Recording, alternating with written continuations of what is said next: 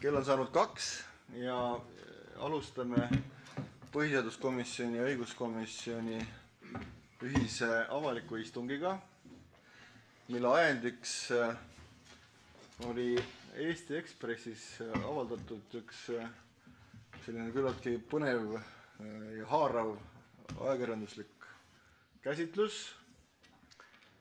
mille kohaselt tuli välja, et isegi peaminister ei olnud kursis, et meil on Eestis olemas kaamerate süsteem, mis iga päev, võiks öelda, 2 miljonit numbrituvastust teeb.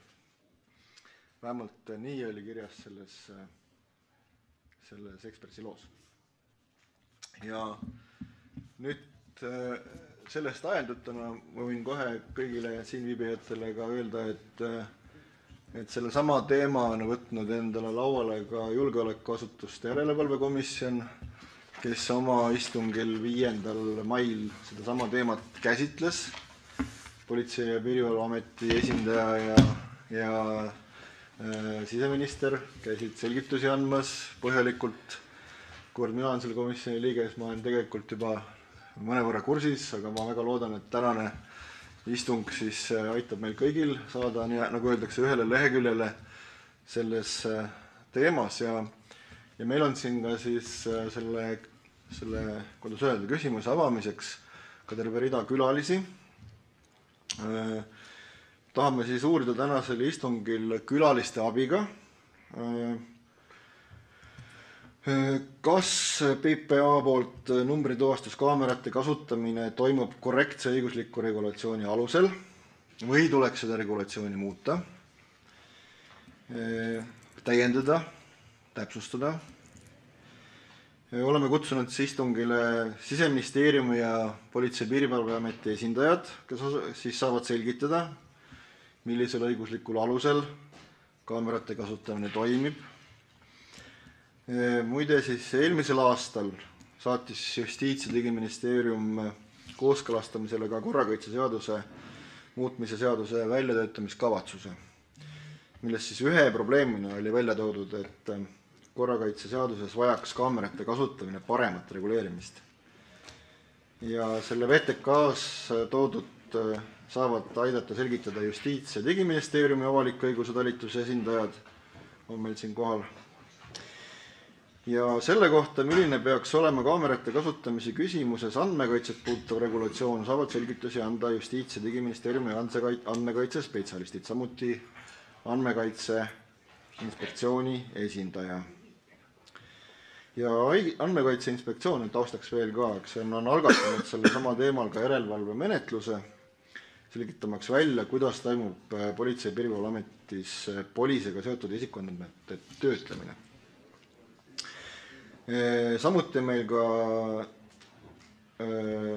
õiguskantsleri kantselei esindaja teadaolevalt on varasemalt selle teemaga tegelenud ja tema siis saab ka oma mõtteid siin jagada. Nüüd edasi korralduslikult veel, et kuivõrd see küsimus peaasjalikult, kui asi läheb korrakaitseseaduse muutmiseks näiteks, siis see on kindlasti õiguskomisjoni pädevuses, asi, mis puudutab põhiõiguste riivet andmekaitse mõttes, siis see on õiguskomisjoni või põhiseaduskomisjoni vastutusala. Täna ma hea meelega annaksin selle komisjoni juhtimise või ühisistungi juhtimise üle Madis Timpsonile, õiguskomisjoni esimehele. Et mina pean olema pisut sellises valves asendis, sest et ma tean, et meie Arenguseire Keskus veerand 4 tahaks alustada ühe internetiseminariga, kus mind on eksperdina palutud liituda, nüüd ma saan tund ja 15 minutit teiega olla, aga et mitte siin segadust tekitada, see on parem, kui Madis siis kogu protsessi siin koordineerib. Nii et ma annaksin hea meelega lugupeetud kolleegile nüüd edasi juhtimise üle. Aitäh teile kõigile ka tulemast. Aitäh, Ando. Tere ka minu poolt. On hea meel, et 2 Riigikogu komisjoni aja kokkuhoiu mõttes ühisistungi teevad, et muidu oleks pidanud eraldi käima. Aga ilma, et siin pikalt aega siis raisata, aga prooviks kuidagi ratsionaalselt kasutada, hakkaks esitlustega pihta. Ma arvan, et kõigepealt siis Siseministeerium teeb oma slaidiprogrammi, mis äkki läheb ka sinna seina peale. Ei ole? Okei.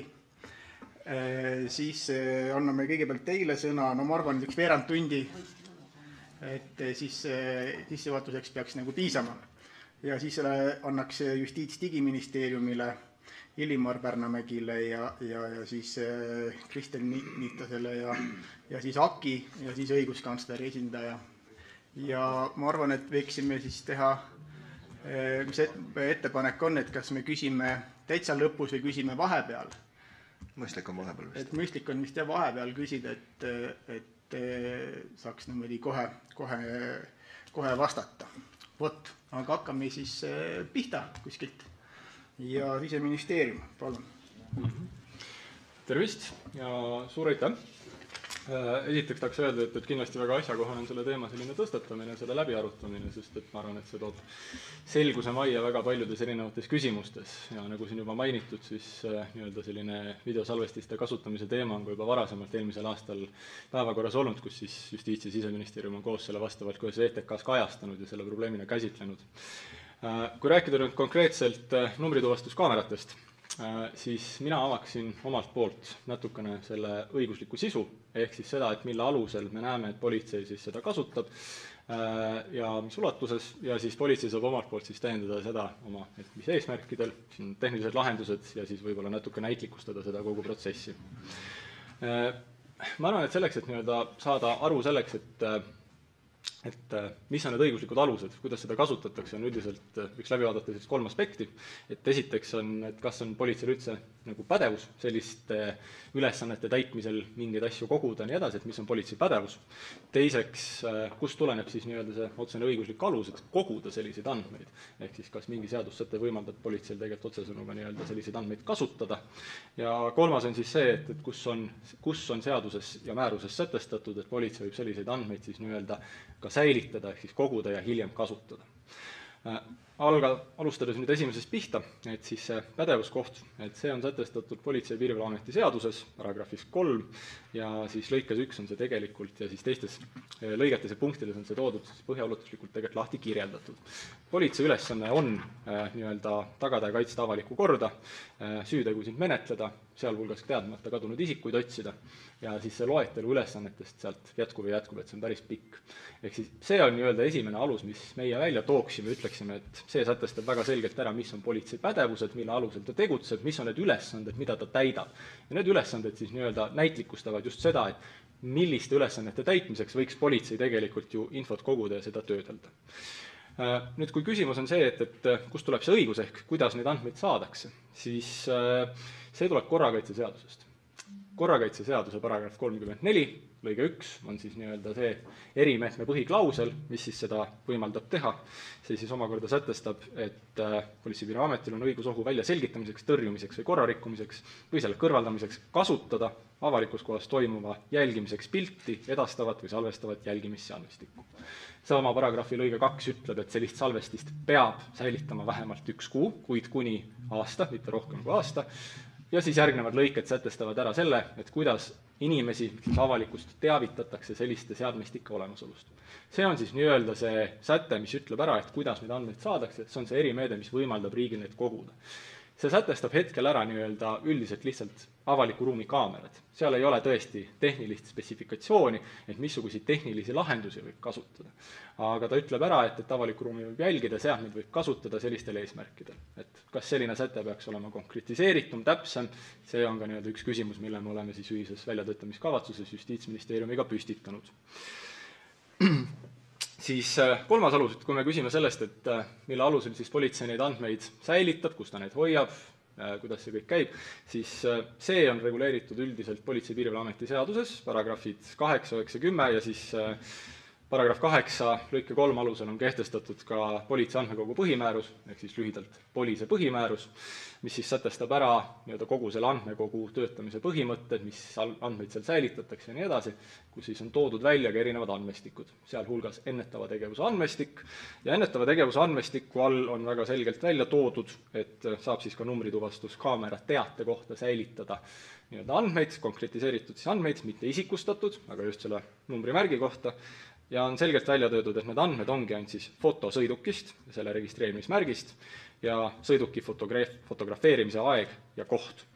Ja selliseid andmeid siis säilitatakse selle määruse alusel kuni 3 kuud, aga praktikas on see tegelikult see säilitamise tähtaeg oluliselt lühem. Et selline see üldiselt see õiguslik regulatsioon on, et osa sellest on siis seaduses, osa on sellest määruses. Täna on nüüd välja tulnud ka Andmekaitse Inspektsiooni hinnang sellele, et ettepanek, et jah, et mingisuguseid konkreetsemaid, siis detailsemaid sätteid peaks määruse tasandilt tooma ka seaduse tasandile, et siis regulatsioon vastaks paremini seaduse reservatsiooni põhimõttele.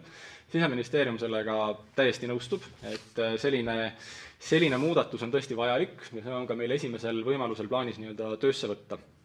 Ja sellega loodetavasti siis tegelikult paraneb ka inimeste jaoks see õigusselgus selle osas, et missuguseid andmeliike, mis andmeid, mis eesmärgil tegelikult siis töödeldakse. Aga sõltumata siis sellest, et praegu tahaks rõhutada, et ka praegu kehtestatud regulatsioon oma olemuses on tegelikult ikkagi põhimõtteliselt, seal ei ole nii suuri põhimõttelisi probleeme, et sellel oleks nii suuri puudusi, et me selle kasutamise peaks kuidagi katkestama. Et inimeste õigusselgus on hetkel piisaval määral tagatud, ja on tagatud ka see, et antud tegevus oleks piisavalt proportsionaalne. Ehk siis tegemist ei ole riigi poolt kuidagi varjatud tegevusega, on üleval märgid, kus need kaamerad siis on, kus nad salvestavad, ja kui neid väljavõtteid tehakse, ehk siis see numbrimärk ja number tuvastatakse, siis neid ei seostata otseselt koheselt ju ühegi isikuga, vaid nad jäävadki lihtsalt selliseks numbrimärgi põhiseks, ja kui politseiametnikul tekib vajadus sisestada mingi numbrimärk, et ta saab mingi uurimise käigus teada, et selline numbrimärk peaks kuskil olema, siis ta saab sellega sealt kätte, et vaadata, kus kohas selline sõiduk liikus. Ja Siseministeerium on ka vaadanud üle, et kuidas on politseis kehtestatud need reeglid ligipääsule ja siis põhjendamiskohustusele, ja Siseministeeriumi hinnangul on need piisava põhjalikkusega ikkagi tehtud, et ligipääs ja see põhjendamiskohustus sellistele andmetele on väga hästi tagatud. Aga siis ma annaks sõna üle oma politseikolleegile. Tere ka minu poolt, mina olen Kristi Mäe Politsei- ja Piirivalveametist ja ma natukene avan siis seda poolt, et miks me neid kaameraid kasutame, räägin sellest taustast ja siis ka veidi sellest tehnilisest lahendusest. Ja lõpuks jagaks teiega ka võib-olla paari juhtumit, kus me nende kaamerate kasutamisel oleme siis väga olulise juhtumi lahendanud. Et meie jaoks on tegemist väga olulise tööriistaga, ja seda mitte ainult siis süütegude lahendamise vaates, vaid ka elude päästmise vaates. Et Eestis praegu on 175 numbrituvastuskaamerat. See ei ole meie hinnangul väga suur arv, et meil on lisaks numbrituvastuskaameratele ka avalikus linnaruumis üleval kaameraid, millel puudub siis numrituvastusfunktsioon. Ja kunagi, miks üldse neid kaameraid paigaldama hakati ja tegelikult ka see esialgne õiguslik regulatsioon juba aastal 2009 vist oli see esimene põhimäärus, mis siis vastu võeti, oligi see, et Eesti liitus siis Schengeni alaga, me pidime siis Euroopa välispiiri alana ja Euroopas sees siis ka kontrollima neid autosid, mis siit läbivad, tegema koostööd siis rahvusvaheliste kuritegude puhul, et see numbrituvastuskaamera on selleks kindlasti hästi oluline tööriist. Ja akuutsem vajadus tegelikult 2010 Maksu- ja Tolliamet võttis esimesed sellised kaamerad kasutusele, et see ei olnud üldse politsei, kes esimesed kaamerad kasutusele võttis. Ja politsei vaates siis aastal 2016, kui siin hakkasid sagenema Leedu autovarastega seotud juhtumid, siis tekkis vajadus veel akuutsemalt kerkis üles ja aastal siis 2017-2018 me nende kaamerate paigaldamisega alustasime. ja ka siis 2017 oli see aeg, kui seda POLIS põhimäärust ka uuendati, ehk siis see on 8 aastat umbes vana see nii-öelda õiguslik alus, et ka meie hinnangul, rutan natuke nüüd ette, vajaks see regulatsioon veidi täpsustamist, ajad on muutunud, et kindlasti detailsem regulatsioon oleks ka meie hinnangul mõistlik, mõned täpsustused sinna teha ja kindlasti see debatt ühiskonnas, mis sellel teemal on meie meelest hästi tervitatav.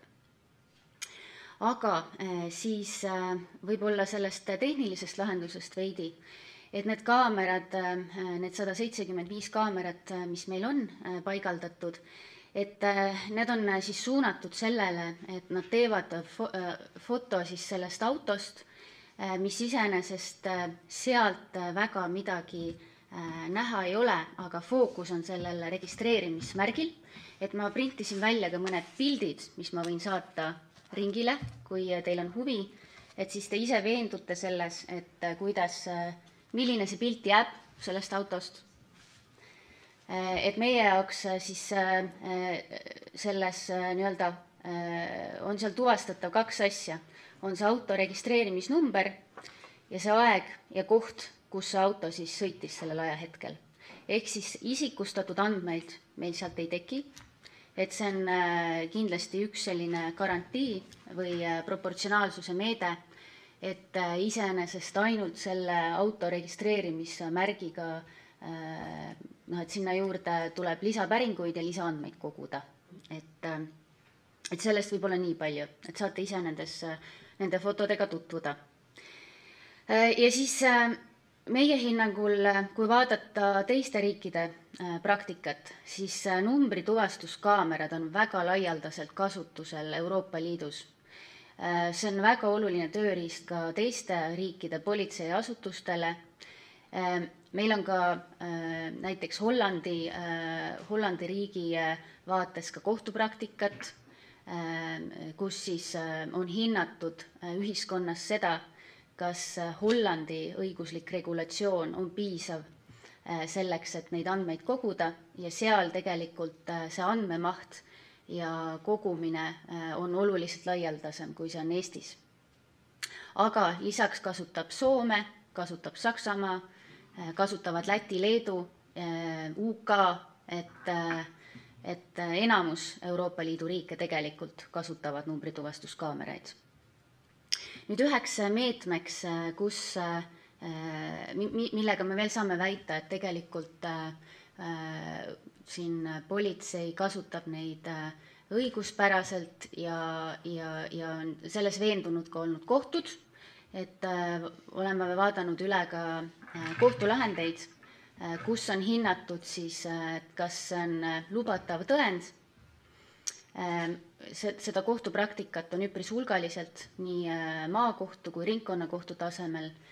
Riigikohtu praktikat ma hetkel ei leidnud, aga kõik need kaasused, mis me leidsime üheselt, seda leidsid, et on lubatav tõend ja vajadusel saan pärast ka neid kohtulahendi numbreid jagada, kui on see soov. Nüüd võib-olla nendest juhtumitest, kus me nende numbrituvastuskaameratega siis kogutud infot kasutame, võib-olla üks markantsemaid näiteid on kaasus sellest, kuidas 9-aastane laps, kelle kõrval peatus maastur, laps tõmmati sinna autosse, ta vägistati ja pärast see auto viis selle lapse sellesse samasse asukohta tagasi, kus ta peale korjas. Ja kuidas politsei nii-öelda selle kuriteo lahendas, oli tänu numbrituvastuskaamerale, et sellelt auto siis lapse kirjelduse järgi ja muu avalike ruumi kaamerate järgi me saime kirjelduse, mis värvi, mis marki auto see umbes võib olla. Seejärel me kasutasime numbrituvastust, tuvastasime selle auto, tuvastasime selle isiku, kes selle süüteo toime pani ja hetkel kannab ta ka siis vanglas karistust. Nüüd võib-olla siis viimase näidetest veel, mis on käinud läbi siit ka meediast, et võib-olla te mäletate, Ülemiste keskuse Ideali poodi sõitis sisse üks auto, sealt varastati 200 000 väärtuses siis vara ja seejärel see auto lahkus Eestist, aga numbrituvastuskaamerate järgi õnnestus meile tuvastada, kuhu see auto liikus ja Läti kolleegidega siis koostööd tehes õnnestus meil see kuritegu avastada. Ja neid näiteid on veel ja veel, kus me siis numbrituvastuskaamerat kasutanud oleme. Nüüd võib-olla siis ka nendest garantiidest või proportsionaalsuse meetmetest, et meie asutuses tuleb taotleda selleks, et tekiks üldse õigus et numbrituvastuskaamerate info osas päringuid teha. See on ainult teatud ametikohtadel, see õigus. Seda tuleb eraldi taotleda. Selle peab kinnitama siis selle nii-öelda üksuse juht, et sellel isikul see tööalane vajadus on olemas. Lisaks garantiina on ka see, et isik, kes siis seda päringut teostab, ta peab kirjutama ka põhjenduse ja siis ka menetluse numbri, millega seoses ta seda siis päringut teeb. Et need on sellised lisagarantiid ja ühtlasi on meil ka seadusest tulenev kohustus siis paigaldada nii-öelda need videovalvesildid asukohtadesse, mis kaameratega siis Eestis, kus need kaamerad asuvad.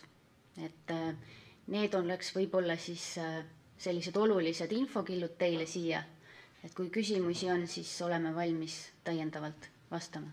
Aitäh! Suur tänu! Teie poolt on praeguseks kõik, kas rohkem ei taha? Nii, nüüd on küsimuste voor. Hakkame pihta kohe. Kõigepealt ma küsin ise esimesena, kasutan õigust, siis on härra Valge ja siis on Frosch ja siis on Anastasia ja siis oli veel Heljo ja keegi oli siin ka Anti. Ma küsin kohe algustuseks ära, et te ütlesite, et on 175 kaamerat, mis tuvastavad numbreid. Ma küsin, et kas teistel institutsioonidel, asutustel on ka oma kaamerapark? Maksu- Tolliametit ja teisi.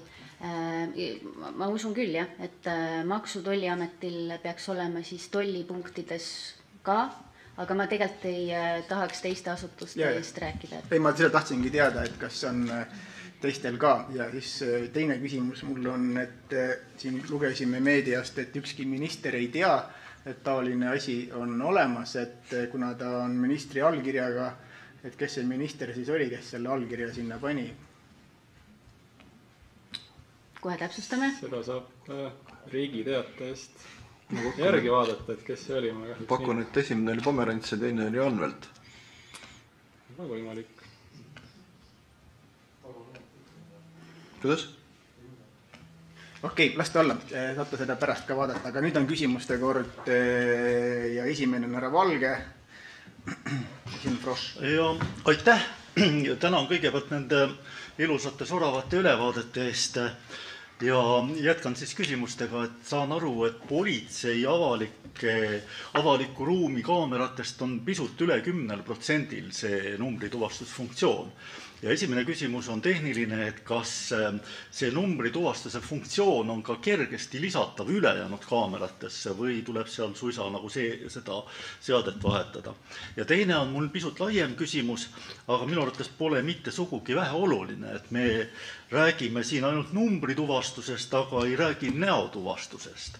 Ja küsimus on selline, et kui paljude avalike kaamerate salvestuste puhul on siis võimalik seda näotuvastust rakendada ja mis puhkudel on politseil õigus seda teha? Aitäh! Aitäh! Esimene vastus teie esimesele küsimusele on selline, et need kaamerad, millel on see numbrituvastusfunktsioon, need on täiesti eraldi kaamerad. Et neid saab kasutada küll lihtsalt avalike ruumi kaameratena ka, aga kui sellel kaameral ei ole numbrituvastusfunktsiooni, siis teda selliselt lihtsalt käivitada ei ole võimalik. Nüüd teie teine küsimus käsitles näotuvastuskaameraid. näotuvastuskaamera funktsiooniga kaameraid on meil linnaruumis veel, aga kuna me ei kasuta sellist tarkvara, mis me seda näotuvastust nii-öelda igapäevaselt, või no me ei kasuta seda, et selleks oleks vaja eraldi tarkvara jupikest, mis siis ütleks ära, et siin on nägu ja siis võrdleks seda siis mingisuguse näiteks baasiga. Et sellist tarkvara politsei ei kasuta. Mõtlete siis avalikus ruumis? Ei. Aitäh, nüüd on härra Frosch ja siis on Anastasia ja siis on Heljo. Ja aitäh, tänud minu poolt ettekannete eest. Aga mulle jäi kõlama nagu see, et see numbrituvastus, aga ka ülejäänud avalikus ruumis töötavad kaamerad on kasutatavad põhiliselt siis post factum ehk kui juba mingi tegu on toime pandud, siis selle lahendamiseks. Kuna see eesmärk on ju, te ise ka mainisite, ennetus, siis ma küsiks seda, et kas need kaamerad võimaldavad ka reaalajas jälgimist. Ja mul on jätkuküsimus ka veel. Reaalajas jälgimist, selleks nendel kaameratel või nii-öelda meie süsteemil on võimalus ka näiteks, kui me oleme kuritegude kuumadel jälgedel, ehk siis ongi teada, et mingi auto parasjagu põgeneb, kus on näiteks teadaolevalt keegi kurjategija sees, siis meil on võimalik seda nii-öelda numbrimärki lülitada seiresse. Ehk siis ta annab meile siis mingisuguse hiti, et suure tõenäosusega see auto seal liikus ja sellisel juhul on, aga üldiselt kuna sinna nii-öelda kaamera pilti peab lisainfot juurde hankima, et ta ju annab ainult selle registreerimisnumbri, aja ja koha, siis ütleme, et selle infoga nagu üksi väga palju teha midagi ei ole. Aga mul on jätkuküsimus, siit tulenebki, et tegelikult sellised digitaalsed süsteemid töötavad kõik efektiivselt just laiemat andmehulka kokkuvõttes, et kas on politseil olnud, kas see on võimekus olemas ja kas seda on ka jälitustegevuses näiteks kasutatud, et on paralleelselt ka kõneeristusi reaalajas kasutatud koos digitaalse numbrituvastusega, aitäh. Te mõtlete nüüd sellist olukorda, kus siis kedagi kuulatakse pealt või? Ma mitte selleks ei peagi pealt kuulama, piisab lihtsalt reaalajas ligipääsust kõneeristustele, see on ka juba väga informatiivne. Nii hulluks ma seda teemat ei aja, et sellisel juhul tegemist ilmselt mingi konkreetse operatsiooniga, mingi konkreetse eesmärgi saavutamiseks, see on juba puhas jälitustegevus, aga mind huvitab, et kas see praegu politsei selline süsteem, kus ametnik, kellel on antud ligipääs sellele, saaks seda kasutada ka laiemalt.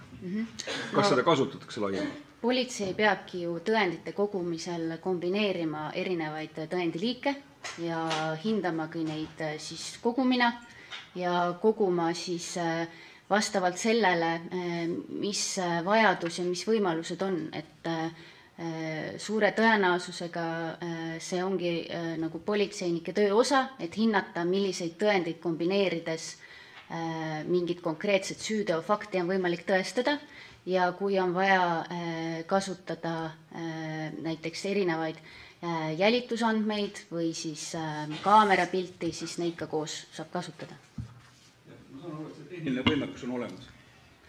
Te mõtlete siis, millist tehnilist võimekust, et kombineerida neid kuidagi oma vahel? Vabandust, jah, see mikrofoni pääs. Reaalajas. Et reaalajas jah, seda kõike kokku panna. No igat kaamera-pilti on võimalik ju reaalajas tegelikult vaadata, lihtsalt kui meil avalikus ruumis on üldse üle Eesti circa 1681 kaamerat ja siis 175 numbrituvastuskaamerat, siis seda, et politseiametnikel oleks võimalus neid kõiki jälgida kogu aeg, et see on lihtsalt võimatu. Aitäh. Nüüd on küsimuste järgi jõudnud Anastasia Kovalenko-Kõlvartini, siis on Heljo Pikhoff ja siis Anti Augas ja siis Maria Juhve. Sa tuled, Varro, ma ei pannud. Ja aitäh, esiteks aitäh nende ettekannete eest, et mul oli hea meel kuulda, et tegelikult nii Siseministeerium kui ka PPA kinnitavad, et tegelikult oleks vaja palju põhjalikumat seda regulatsiooni muuta, et praegu on see pealiskaudne. Mul on hea meel, et tegelikult ka see memo, mis alguses oli AK märkega, et on nüüd avalikult kõigile kättesaadav. Et te viitasite, et see alus tuleneb korrakaitseseaduse paragrahv 34 lõige 1. Mina jätkuvalt ikkagi arvan, et täna PPA natukene liiga laialt seda tõlgendab, sest seal on konkreetselt kirjutatud, et kaameraid paigaldatakse vahetu ohu kõrvaldamiseks. Et täna on siis seda tõlgendatud nii põhimõtteliselt, see oht on igal pool ja seetõttu võib siis seda kaamerat paigaldada igale poole. Ja tegelikult ka see korrakaitseseaduse paragrahv ei vasta ka sellise delegatsiooni normile esitavatele nõuetele. Ja nüüd see teine aspekt, et eks siis see on see koht, et jätkuvalt, et ma arvan, et see ei ole see õige õiguslik alus, et siis saaks neid kaameraid igale poole panna, et siin osas on vaja kindlasti paremat regulatsiooni. Nüüd teine aspekt on see, et numbrituvastuskaamera fotod ei ole isiksustatud, et kuna neid ei seosta, eks ole, autoomaniku ega kasutajatega. Siin on ka tegelikult selline väike vastuolu, sest esiteks Euroopa Kohus alati ütleb, et see, et ühes andmebaasis pole kõiki andmeid, see ei oma mingit tähtsust, sest riik saab kõik andmeid kätte mitut andmebaasi kombineerides. Ma olen kindel, et hiljem ka Andmekaitse Inspektsioon tegelikult ütleb, et kas me siin saame rääkida isikuandmetest või mitte. Tegelikult täna ikkagi autonumbri järgi on võimalik kõik pildid kätte saada, need ära seostada.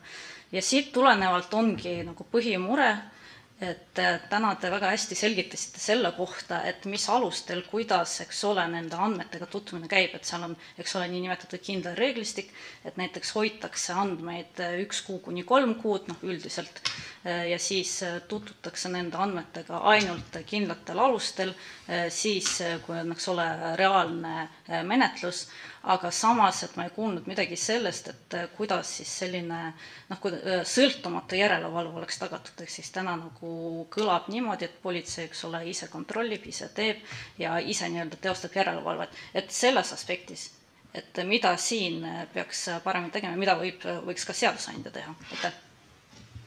Aitäh! Et mis puudutab, võib-olla hakkaks ühest otsast pihta, et mis puudutab neid korrakaitseseaduses sätestatud siis aluseid, et mille alusel siis seda infot koguda saab, mis annab selle nii-öelda võimaluse erimeetmena. Et ma esiteks juhiks tähelepanu sellele, et see korrakaitseseaduse paragrahv on tõesti nüüd, see võeti vastu 2014 jõustus, ta võeti vastu kuskil 2011 või kuidagi sinna kanti, et ta on omajagu aegunud, selles mõttes tuleb sellega nagu nõus olla, et seda ei ole piisavalt kaua uuendatud ja see võiks olla oluliselt detailsem, et vastata siis seaduse regulatsiooni põhimõttele. Ja see on ka siis eelmisel aastal Justiitsministeeriumi, Siseministeeriumi ja VTK-s välja toodud. Mis puudutab hetkel seda kehtivat regulatsiooni, siis hetkel kehtiv regulatsioon ikkagist ütleb seda, et korrakaitseorgan võib ohu väljaselgitamiseks, tõrjumiseks või korrarikkumise kõrvaldamiseks kasutada sellist nii-öelda jälgimiseks edastatavat pilti või salvestavat jälgimisseadmestikku ehk siis salvestist ja ütleb ka, mis on minimaalne tähtaeg, kui kaua seda justkui peaks hoidma. Ehk siis siin on nüüd tegelikult ka nii-öelda selle vana seaduse sätte tõlgendamise osas võib-olla omajagu nagu küsimusi, et teie ütlesite, et seda võib siis et kui mingi ohu korral justkui nagu paigaldada, samas see säte tegelikult paigaldamisest justkui ei räägi, ta räägib selle kasutamisest. Ja siin on võib-olla hästi oluline ka seda eristada. Seda eelkõige sellepärast, et kui me ütleksime, et me võime paigaldada mingit kaamerat ainult juhul, kui see on seotud mingi konkreetse isiku pärit ohuga, siis üldiselt me peaksime ütlema seda, et me peame paigaldama selle kaamera kurjategija ukse taha, et vaadata, et kuidas ta siis sealt, mis ta siis teeb või kuidas see nagu välja näeb. Piltlikult öeldes. Ehk siis nii-öelda alguses, kui see kaamera paigaldatakse, siis paratamatult see paigaldatakse, nagu siit ka läbi käis just selle nii-öelda ennetatavatel eesmärkidel ja siis tõesti kaamera pildist käib läbi palju inimesi, sõidukeid ja mida kõike veel. Aga seda kasutatakse, neid andmeid, ehk siis hakatakse töötlema reaalselt neid andmeid alles juhul, kui meil on konkreetne teada mingi konkreetne oht, teadmata kadunud isik või siis korrarikkumine, süütegu, kus meil on menetluses seda vaja ja siis me hakkame neid andmeid töötlema.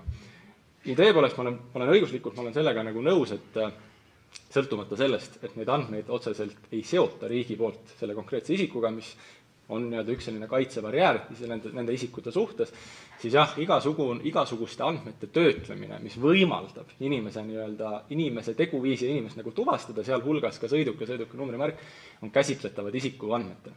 Et selles mõttes, et jah, et neid tõenäoliselt tulebki sellisena käsitleda ja sellepärast me üldiselt ka sellest nii-öelda eelkõige lähtume.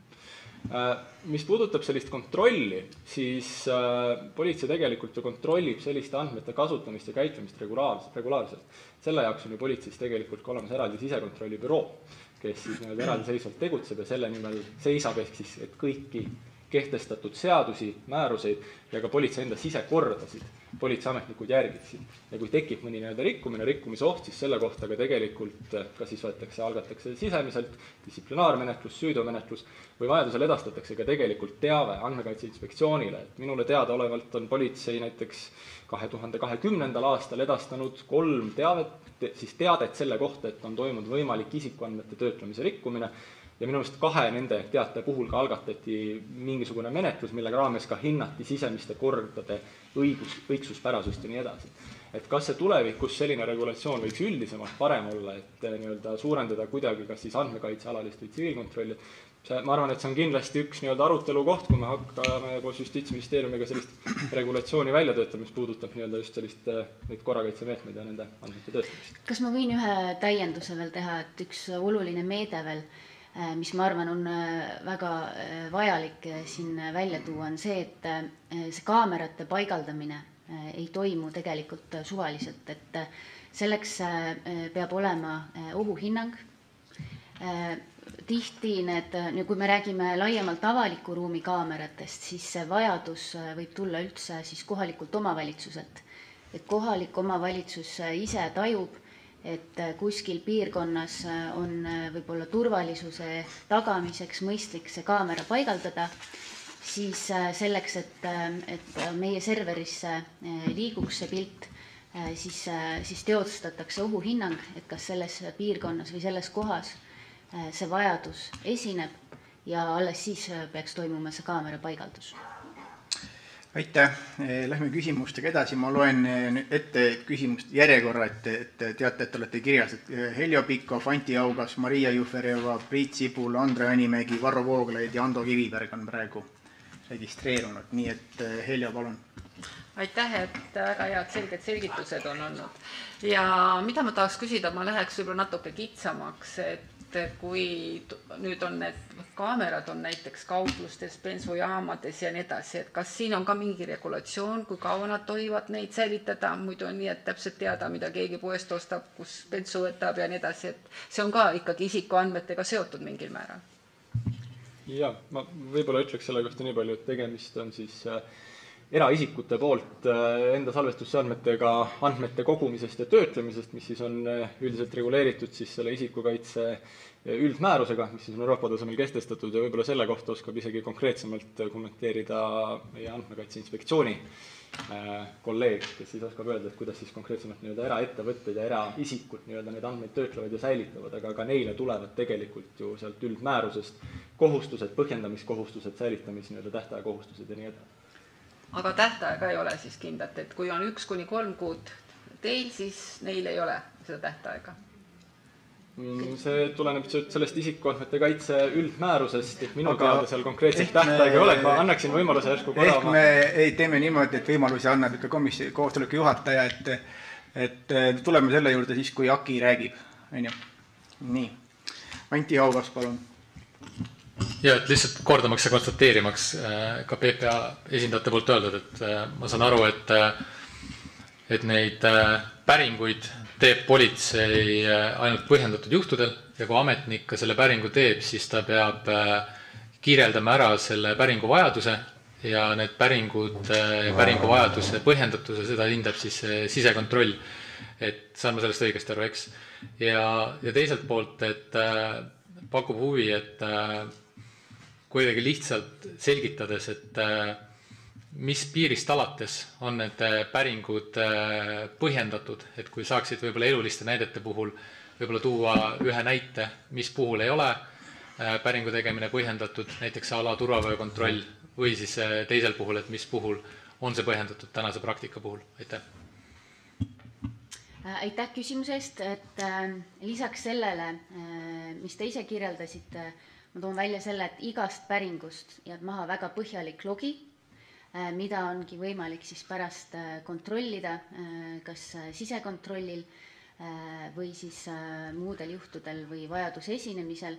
Et praegu ka teenistusliku kontrolli vaates me neid logisid üle vaatame ja siis võib-olla teile siis selle teise näitena tooks selle, et päringu saab teha siis, kui esinebki see õiguslik alus, kui on näiteks tegemist teadmata kadunuga, tagaotsitava isikuga, kui on väärteomenetlus, kui on kriminaalmenetlus või siis kogutakse andmeid selleks, et esineb vajadus siis kriminaalmenetlus alustada, ehk siis samad alused, millest kolleeg Siseministeeriumist just hetk tagasi rääkis, need peavad esinema ja selles päringus, mis peab olema siis vähemalt 10-täheline see põhjendus, ongi siis vaja tuua konkreetne siis kas menetluse number või siis põhjendus.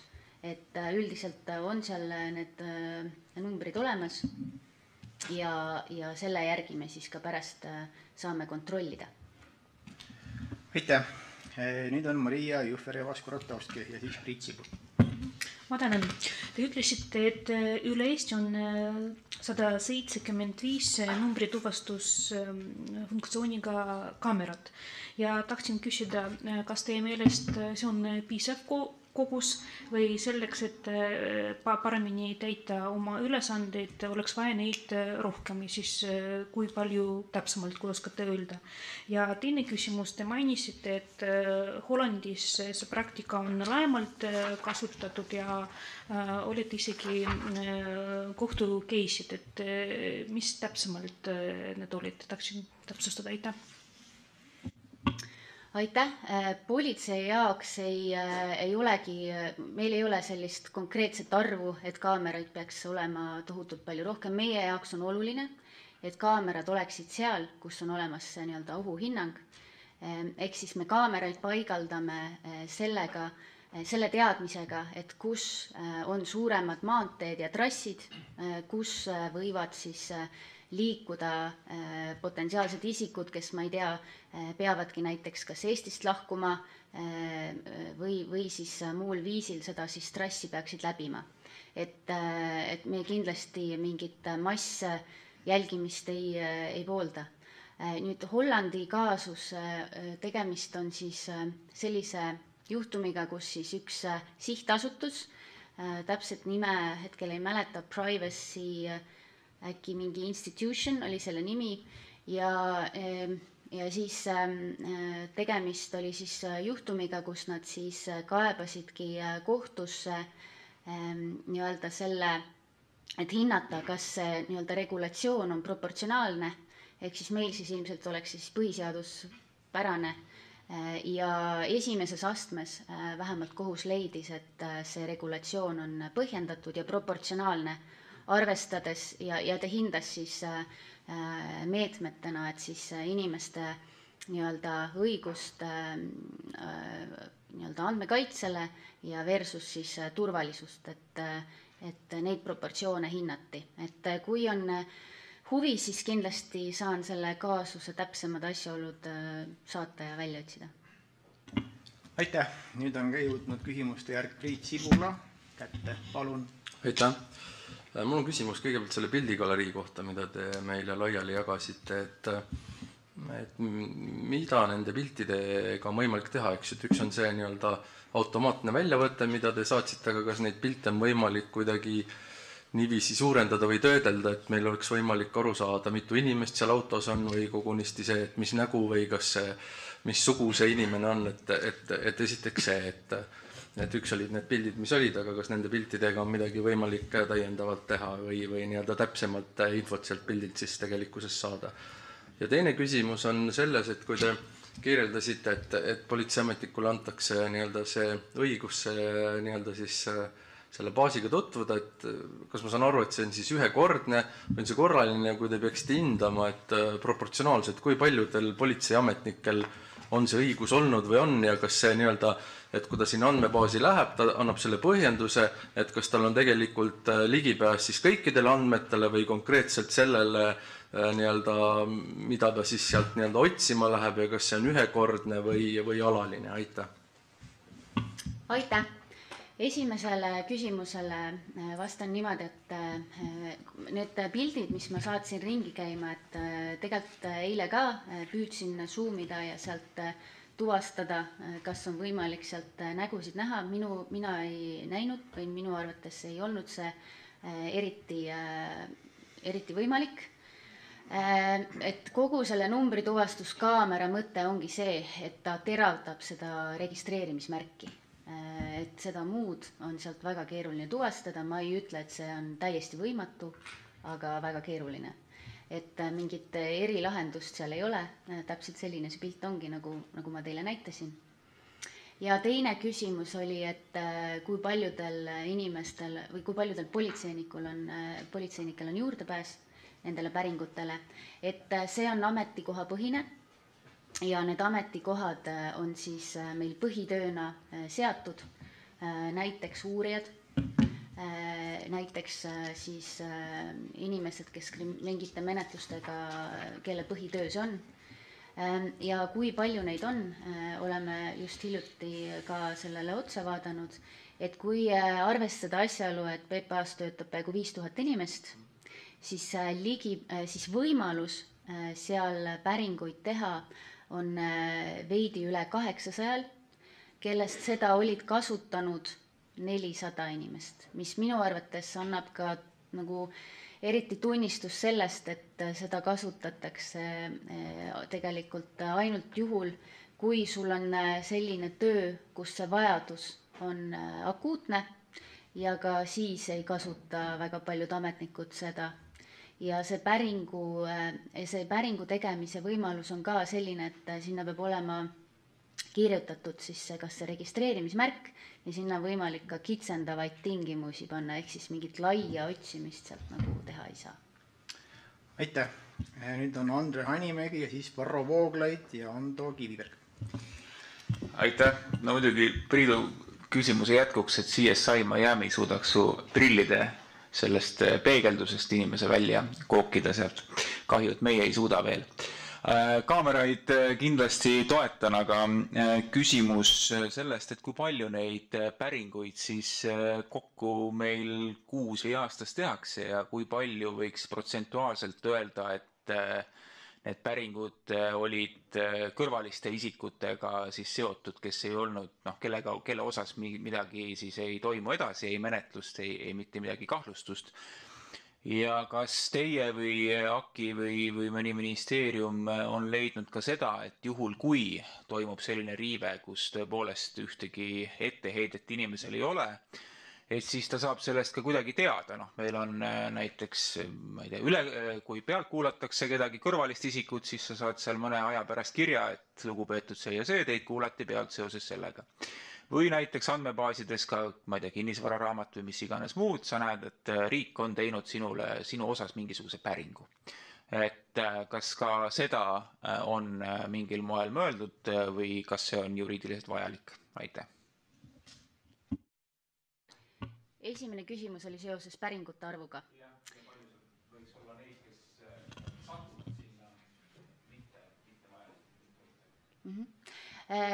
Nüüd, kui me võtsime lahti aastase perioodi, siis selle aja jooksul oli tehtud 70 000 päringut, millest siis me zoomisime põhjalikult sisse siis selle teenistusliku kontrolli raames, võtsime ühekuulise perioodi, kus me vaatasime siis selgelt, et mis need peamised valdkonnad või menetlused olid, kus siis oli neid päringuid tehtud.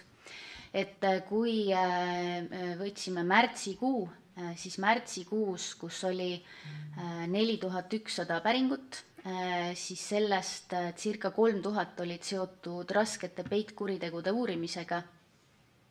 ja siis olid muud kriminaalmenetluse toimingutega seoses ja siis olid circa 140 olid seotud siis väärteomenetlustega. Et nii palju siis sellest statistikat, et see hüpotees, et kasutatakse peamiselt siis nii-öelda raskete peitkuritegude uurimise vaates, leidis kinnitust. Ja küsimus oli ka sellest, et kui palju siis väärkasutati. Jah, väärkasutati ja see, et kas te näete vajadust, et ühel või teisel moel peaks siis sellest, kelle puhul mingit menetlust või kahtlustust või kuritegu ei ole, eks ole, et ta näeb sealt, ma ei tea, kuskilt registrist või saab hiljem kirja, nagu on meil mõne teise jõustruktuuri puhul, et teie numbrimärki või teie isikut tuvastati tänu sellele tehnoloogiale selles küsimuses ja kõik. Noh, et nii-öelda isiku põhiõiguste riive on selles mõttes riivatud, eks ole, aga ta saab sellest teada. Et kas see on juriidiliselt mingi probleem või mitte?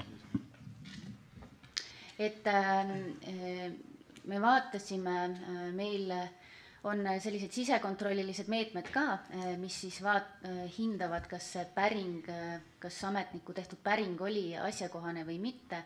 Ja nüüd seesama märtsikuu päringute puhul me vaatasime täiendavalt sisse 57 päringule, kus meile tundus, et äkki seal võib olla mingisugune väärkasutus, aga nendest ükski kinnitust ei leidnud. Ehk siis kõik päringud olid tehtud asjakohaselt ja vajadus esines. Nüüd sellest, kas andmejälgijas peaks olema nähtav, et isiku näiteks registreerimismärk on sellest, et selle kohta on päritud, siis eks see ole selline ühiskondliku debati küsimus, et miks mitte? Aitäh! Nüüd on jõudnud järjekord Varro Vooglaiuni, palun. Ja suur tänu. No ma algatuseks ütlen seda, et on väga kahetsusväärne, et me nüüd kuuleme, et sellist süsteemi on kasutatud juba aastaid Eestis ilma, et oleks toimunud mingisugustki ühiskondlikku arutelu selle üle, et kas see on selline ühiskond, mida me tahame luua. Et tegelikult oleks ikkagi see tõstatab väga palju küsimusi, et muidugi loomulikult ma ei usu, et keegi siit saalist usub seda juttu, et ei peaminister, siseminister ega justiitsminister, keegi sellest mitte midagi ei teadnud, et kui niisugune süsteem juba aastaid on kasutusel, et nii lolli juttu ei maksa inimestele rääkida. Aga see on veel kord, et kahetsusväärne, nii ei tohiks asjad käia ja kuna asjad on niimoodi käinud, siis tekib ju küsimus, et kas me mõne aasta pärast kuuleme, et tegelikult on ka aastaid kasutatud juba näotuvastustehnoloogia kaameraid, eks ole, massiliselt üle Eesti ja see oleks küll väga pettumust valmistav. Nüüd, mille osas ma ei saa nõustuda, ma tahtsin siis selle ära märkida, see juhib ka minu küsimuseni, on see, et justkui oleks siin olnud kohane õiguslik alus selle praktika jaoks olemas. See õiguslik alus, mis on osutatud siin korrakaitseseaduse paragrahvis 34 lõige 1 on ikkagi kaugelt liiga üldsõnaline, et sellist asja pidada kohaseks õiguslikuks aluseks. See räägib ju ohu välja selgitamiseks või tõrjumiseks või korrarikkumise kõrvaldamiseks võib siis panna üles kaameraid piltide tegemiseks või salvestamiseks, aga mitte midagi ei ole räägitud numbri tuvastusest ja massiliselt numbrite kandmisest andmebaasi, mis on siis töödeldavad sellisel viisil. Et kui see oleks piisav õiguslik alus, siis võiks öelda, et õiguslik alus on olemas ka üle-eestilise näotuvastusfunktsiooniga kaamerate sisseseadmiseks, mis oleks jällegi ju skandaalne, et kui nüüd selgub, et tegelikult ongi selline asi olnud, et siis öeldakse, et aga näete, õiguslik alus on ju olemas. Mina väidan, et see ei ole kohane õiguslik alus, et kohane õiguslik alus peaks olema palju detailsem.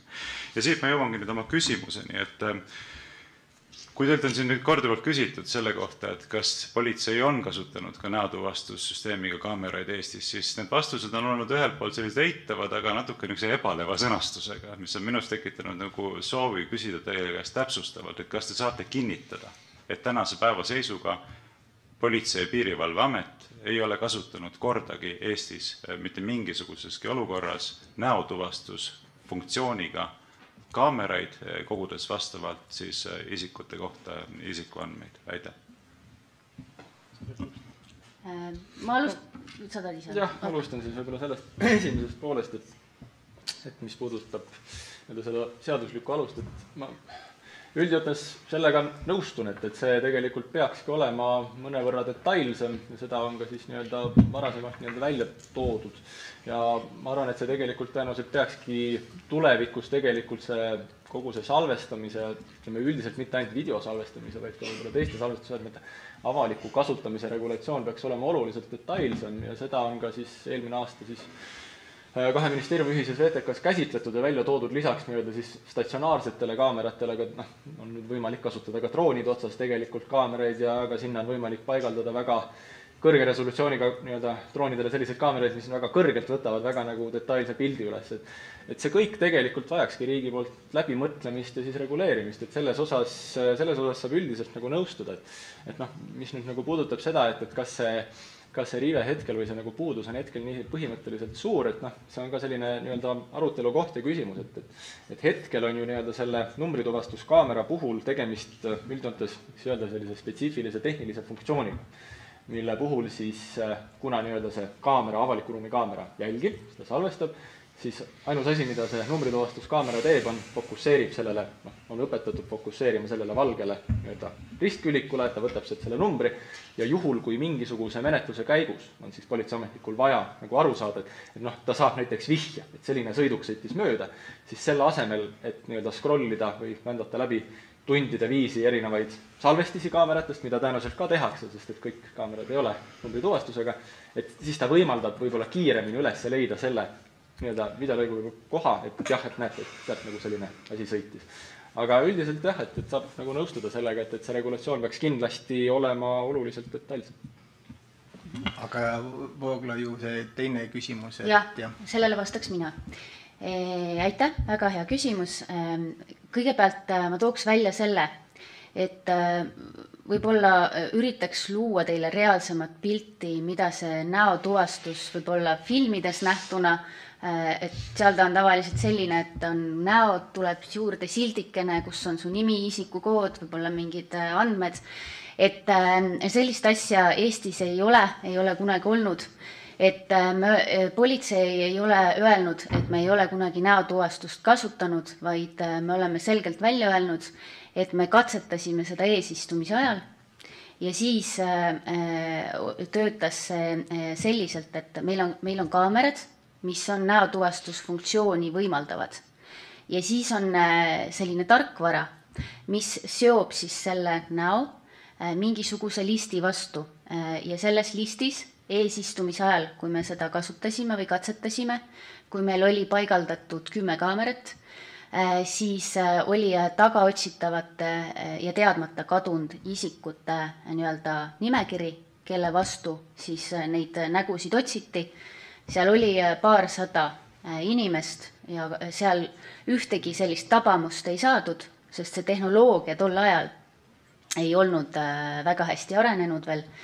Ja see ei õigustanud ennast ära ja 2019 need kaamerad või selles suhtes lõpetati ära, sellepärast me leidsimegi, et GDPR jõustus, õiguskaitseasutuste nii-öelda see andmekaitse direktiiv ja meile tundus, et seal puudub õiguslik alus ja ühtlasi ei olnud see tehnoloogiliselt veel piisavalt hästi arenenud.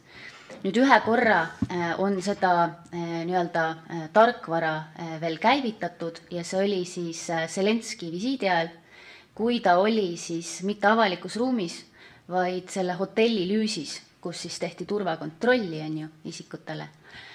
Ja seal oli ka siis lühike nimekiri, kelle vastu seda nii-öelda kontrolliti ja seal ühtegi tabamust ei saadud.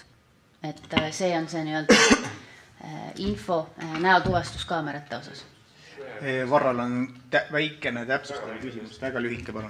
Et siis selguse huvides, kas PPA praegusel hetkel leiab, et tal on õiguslik alus näotuvastustehnoloogia kaamerate kasutamiseks või leiab, et ei ole? Aitäh. Ja ma ütlesin, et ei. Nii. Suur tänu. Nüüd on jõudnud küsimuste kord Ando Kivibergini, palun. Ja siis on Lauri Laatsis ja Hans Frosch. Jaa, aitäh. See kaamerate temaatika on tõusetunud viisil, mis paljude jaoks mulle tundub ka siin ruumis nii mõnegi jaoks on käsitletav just ka mingisuguse tohutu, ma ei tea, avaliku suure ja tohutu riivena. Et ma juhin tähelepanu siiski, et tegemist on meie kõigi turvalisuse tagamist võimaldava tehnilise abinõuga ja nüüd ma küsin, ma siis oma kommentaari tegelikult küsimuse vormis, et tegelikult sellest küll oli juba juttu, aga nüüd 1681 kaamera puhul ma saan aru, et valdav enamus nendest, kas on õige, et ma saan õigesti aru, et valdav enamus nendest on meie avalikke ruume paigutatud kohalike omavalitsuste poolt koostöös Politsei- ja Piirivalveametiga ohuhinnangu alusel. Täpsed osakaalud, et kui palju on kohalike omavalitsuste initsiatiivil ja palju on PPA poolt, ma hetkel jään võlgu, aga selles mõttes on teie väide õige, et see nii-öelda soov tulebki tihti kohaliku omavalitsuse poolt turvalisuse tagamiseks, et kas siis teatud kohas seal linnaruumis ja siis tuleb sinna ohuhinnang, mis siis kas kinnitab seda väidet ja alles siis saab need kaamerad sinna paigaldada. Aitäh. Nüüd on Lauri Laats ja siis on Ants Frosch. Aitäh. Siin hea kolleeg Varro Vooglaid avaldas imestust, et tema ei usu, et ministrid sellest ei teadnud, et meil nii palju kaameraid ja nii edasi. No, mina ütlen, et mina selle valitsuse puhul ei imestaks, et nad ei tea. Aga see selleks. Hästi palju küsimusi on küsitud. Ma pigem küsin selle vaatevinklist, et kaamerad on selleks ikkagi, et töötaja efektiivsemaks politseil ja me teame, et PPA-l ja tegelikult väga palju töötajad ei ole, minu teada kuskil 4600, võib-olla natuke peale, aga kui me kujutaks sellist pilti, et neid kaameraid ei oleks või ei oleks väiksemas koguses, et mis pilt siis PPA-s avaneks? Et kas ma mõtlen, et oma töö tegemiseks, et kui me räägime efektiivsusest ja teine pool, et 4600 töötajad PPA-s, et mis siis oleks tegelikult? Kuidas te seda näete? Nagu ma alustasin, siis see on hästi oluline tööriist PPA-le ja selles suhtes igati nõus teie käsitlusega, et see kindlasti tähendaks oluliselt suuremat ametnike arvu, sest et lisaks sellele, et puuduks üks nii-öelda efektiivne meede, kuidas siis tõendeid koguda, oleks vaja siis leida selleks alternatiivid, kui nii-öelda manuaalselt seda tööd teha, ehk siis, et meil ei oleks kaamerapilte, siis eks me saame mõelda siis tagasi paarkümmend aastat, et kuidas siis kuritegusid lahendati, et ma olen kindel, et me sellesse aega tagasi sattuda ei soovi. Suur tänu, nüüd on Ants Frosch ja siis on Timo Suslov. Ja aitäh.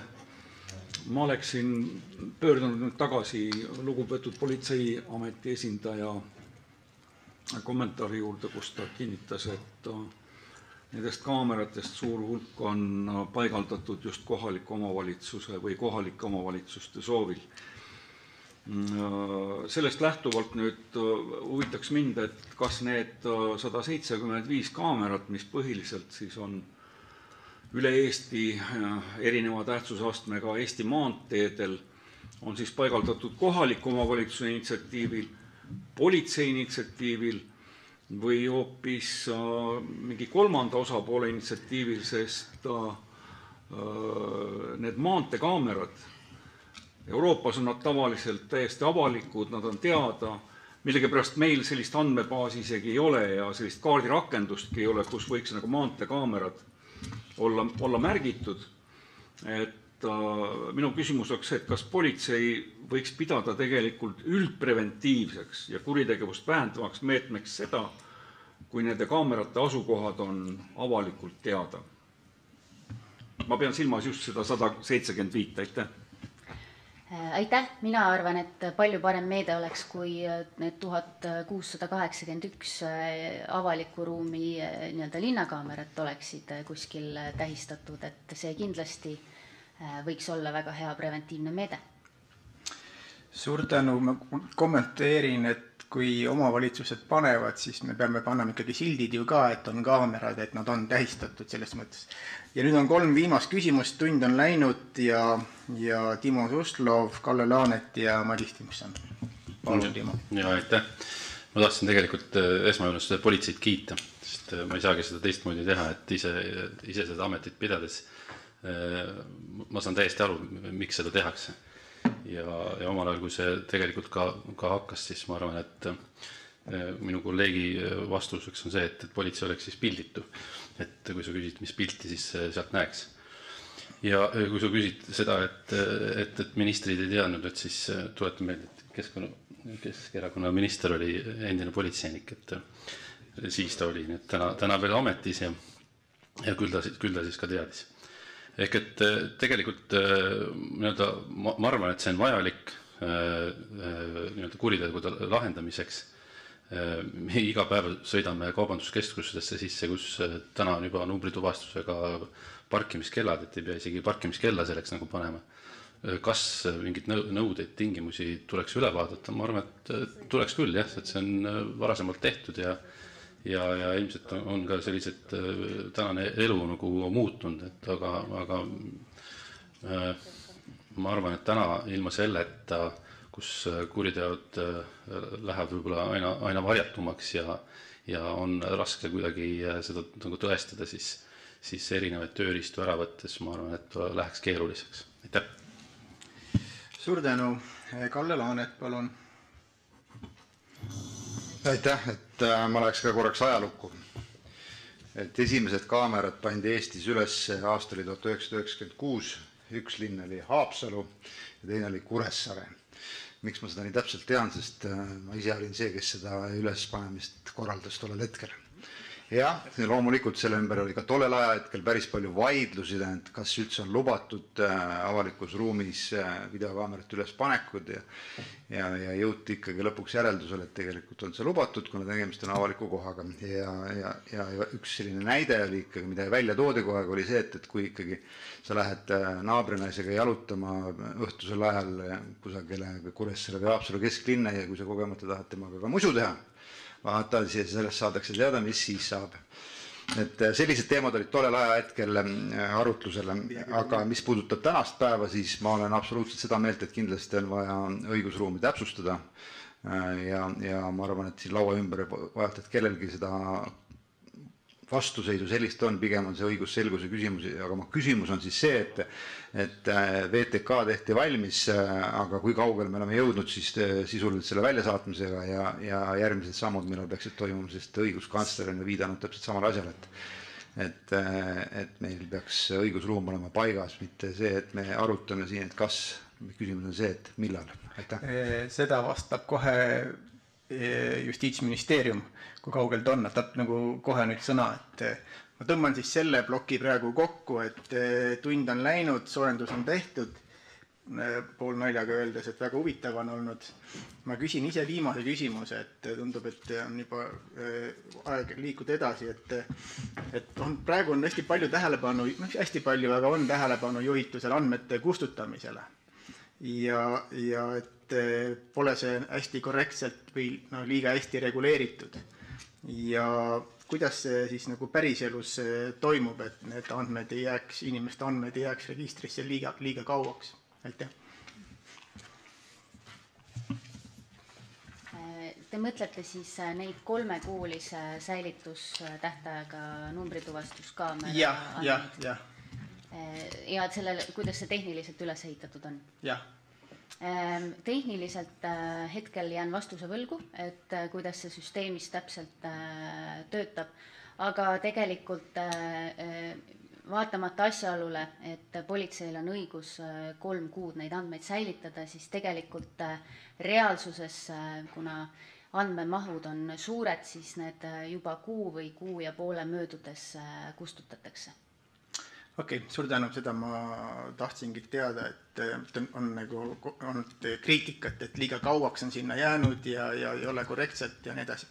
Selge, suur tänu Siseministeeriumile, nüüd liigume edasi Justiits- ja Digiministeeriumi juurde, kes räägib meile korrakaitseseaduse VTK kooskõlastamisest. Sissejuhatuseks oli eelmisel suvel saadeti, ma ise tollal minister, siis sain vastata palju küsimustele ja äkki siis Illimar Pärnamägi ja Mari Käbi annavad ülevaate, et kui kaugele me oleme jõudnud ja et et ennetada ja võtta Kalle küsimus ja mul tegelikult omal oli ka, et õiguskantsler saatis ju ka ühe kirja eelmisel aastal, mis puudutas ka avalikus olevaid kaameraid, et võib-olla siis lühidalt ka peatute sellel. Aitäh! Jah, et hästi konkreetne küsimus oli siin ka, et mis ajaks on siis planeeritud eelnõu valmimine. Et sellega on ka natuke see lugu, et siin hiljuti ka valitsusvahetus, et koos sellega otsustati ka ministeeriumide tööplaanid põhjalikult läbi vaadata ja koalitsioonilepingu siin viimane lihv käib tegelikult alles. Aga ametkondlikul tasandil on meil seatud eesmärk eelnõu ametlikult kooskõlastamisele esitamiseks käesoleva aasta lõpuks hiljemalt.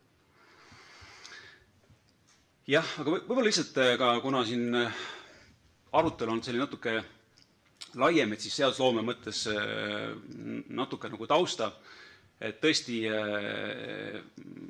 Eestis siis avalikule korrale tekivate ohtude tõrjumise seaduslik alus on korrakaitseseadus. Et kui Siseministeerium vastutab siis selle ohtude tõrjumise praktilise elu rakendamise eest, siis valitsuse tööjaotuses selle eest, et need reeglid vastaksid õigusriiklikule standardile ja nõudmistele, et selle eest vastutab Justiitsministeerium.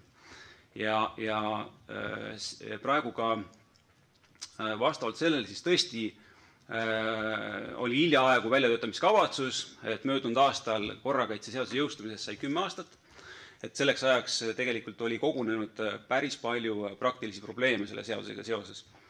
Et ühelt poolt on suur väärtus, et seda seadust ei ole just ülepäära palju ka muudetud, et on antud aeg, et praktika saaks laagerduda ja seadus rakenduda korralikult, aga samas tõesti mööname, et on sellised konkreetsed kitsaskohti.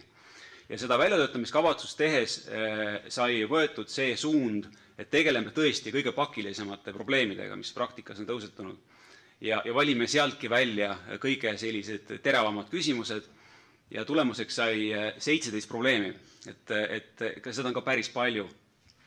Ja tõesti selles nimekirjas oli ka teema isikuandmete töötlemine jälgimisseadmestiku kasutamisega.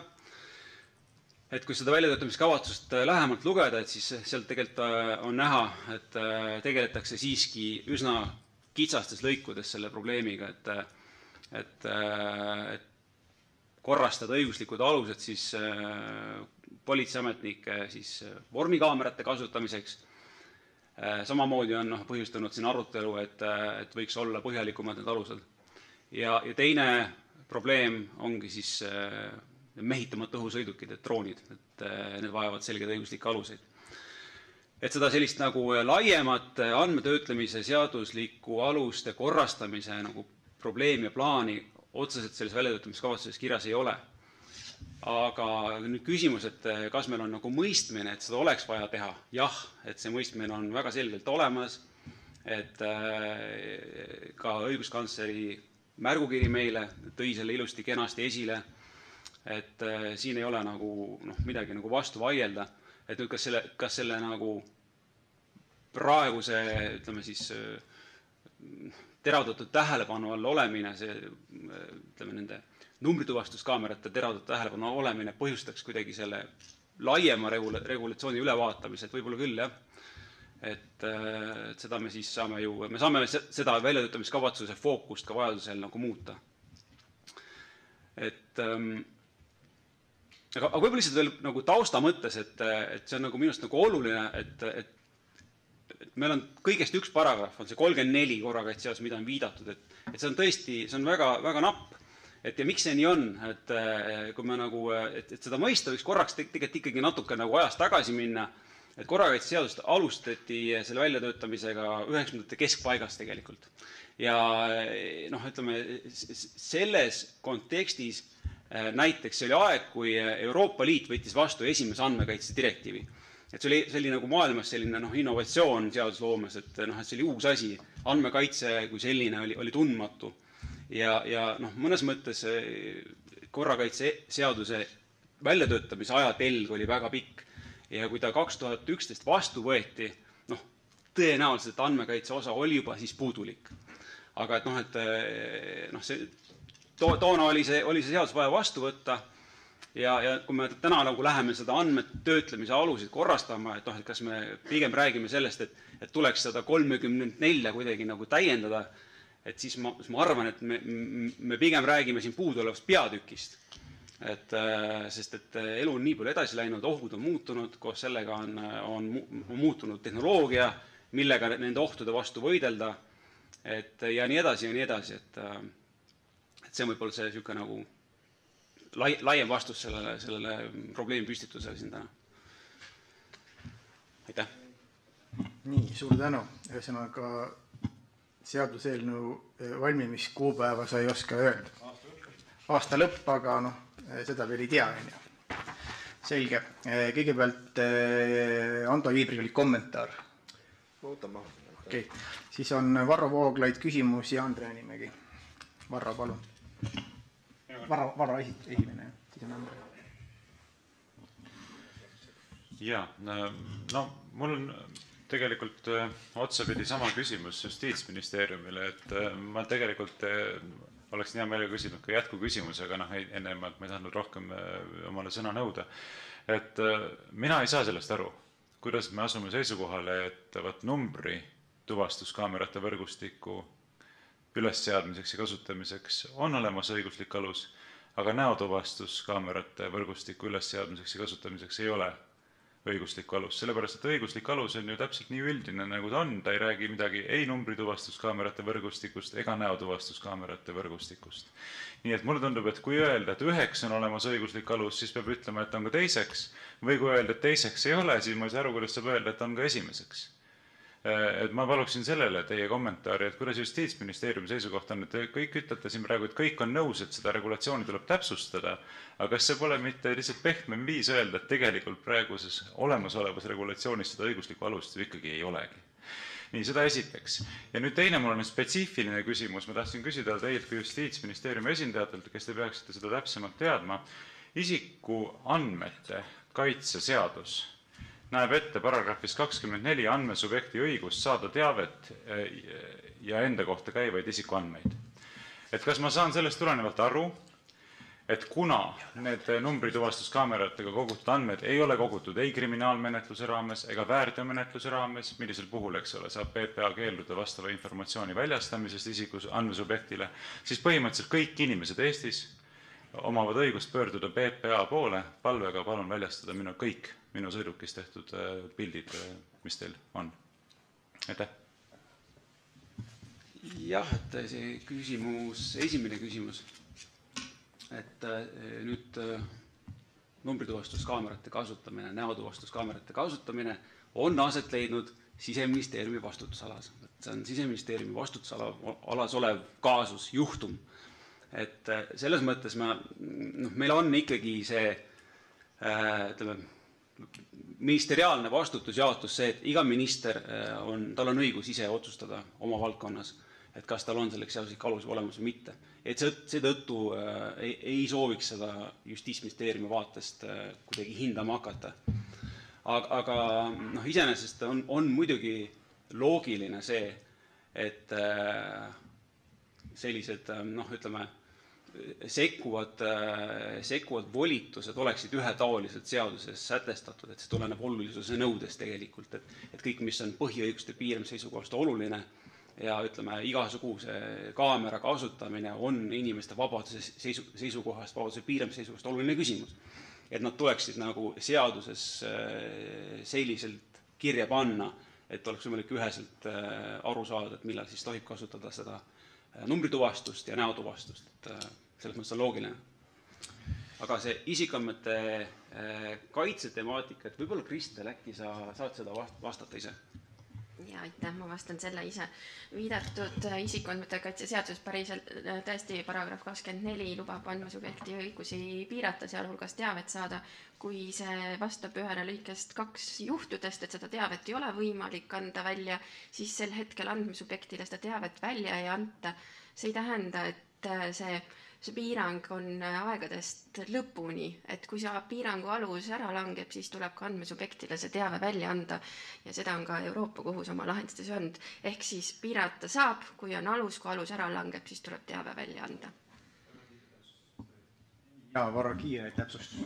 Kui te osutasite lõikes 2 olevatele keeldumise alustele, siis võib-olla te nimetate ka, milline alus siin olukorras kvalifitseeruks. Mina sellist alust seal ei näe. Ma vaatasin need alused kõik üle ja minu meelest seal ei ole ühtegi, mis kvalifitseeruks, eriti pidades silmas, et kõik need 20 miljonit pilti kuus tehakse mitte konkreetse õigusrikkumise uurimiseks, mitte konkreetse väärteo või kriminaalmenetluse raames, vaid lihtsalt lausaline jälitustegevus kogutakse kõikide autode kohta. Et saate osutada, millisele alusele tuginedes saaks PPA keelduda selle informatsiooni väljastamisest? Aitäh. Mina siin seda vastust anda ei saa, et antud hetkel on andmete vastutav töötleja Siseministeeriumi Politsei- ja Piirivalveamet ja nende pädevuses on otsustada, kas seda teavet võib välja anda või mitte. Niimoodi. Andre Animägi, palun. Jaa, siin natukene läheb sellesse samasse auku, et ma küsiks selle sama küsimuse, mida ma ennist küsisin, et kas siis JUM või AKI näete, et tegelikult seesama näiteks andmejälgija süsteem oleks ka siinkohal vajalik, et nii nagu kolleeg siin küsis, et põhimõtteliselt justkui nagu oleks õigus küsida, aga see oleks muidugi absurdne, et ma loodan, et seda teed me ei lähe kunagi. Aga ütleme, andmejälgija süsteem võiks ju ka siin toimida või seda tegelikult ei näe, et juriidiliselt oleks põhjust sellisel viisil koormata riigi ja politseiaparaati. Ma siinkohal tahaks öelda, Justiits- ja Digiministeerium toimetab andmejälgija kohustuslikuks muutmisega. Siseministeeriumiga ja ka teisi osapooli kaasates on ka arutelud, et millistel juhtudel peaksid erandid kehtima. Just täpselt, et millal see on liiga koormav ja millal ei ole ja millal oleks seda mõistlik teha ja kas PPA mingite menetluste puhul saaks seda hiljem teha, kui need alused on ära langenud. Et need teemad on täna arutusel ja andmejälgija kindlasti üks variant, kuidas läbipaistvust tagada. Aitäh. Andol on kommentaar. Jaa, ma siiski nüüd teeks selle täpsustuse ära, enne oli siin korraks kerkis üles küsimus selle kohta, et mida siis valitsus plaanib antud olukorras teha. Teatavasti on käimas koalitsiooni läbirääkimised ja ma loen ette sisejulgeoleku töörühma punkti, mis on kooskõlastatud ja see ütleb järgmiselt. Uuendame korrakaitseseadust, et reguleerida nüüdisaegsete tehnoloogiliste vahendite kasutamist tasakaalus inimeste õigustega. Väga ilusti öeldud. Jah, nagu Illimar ütles, tuleks kirjutada terve peatükk ühe paragrahvi asemel. Suur tänu, Priit Sibul, palun. Aitäh, see oli tõesti ilus luuletus, et loodetavasti saavad sinna mingid paragrahvid ka. Mul küsimus eeldusel, et Siseministeerium ja siseminister ju omal ajal eeldasid, et nad ei tegele kuritegevusega, ei tee seaduse vastast käskkirja, kui PPA-le luba anti nende andmete kogumiseks ja toimetamiseks.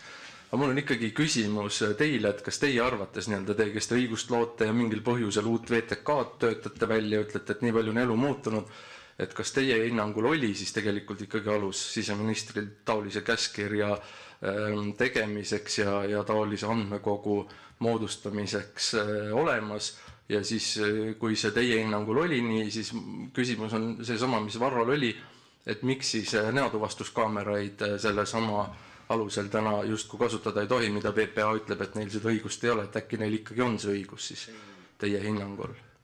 Et ma ei saa aru, et kas oli nii-öelda, et tagantjärgi, kas oli viga või olnud ja nii-öelda, et sest kui olnud, siis ma ei saa aru ka täpselt, et miks meil seadust vaja üldse muuta on, et kui kõik asjad on korras. Aitäh. Jah, tegelikult pean vastama sarnaselt nagu härra Vooglaidul tegelikult juba, et isegi siin teie küsimuses te viitasite konkreetsetele dokumentidele, mis on siseministri alla kirjutatud dokumendid, et nendega ma kunagi tutvunud ei ole, et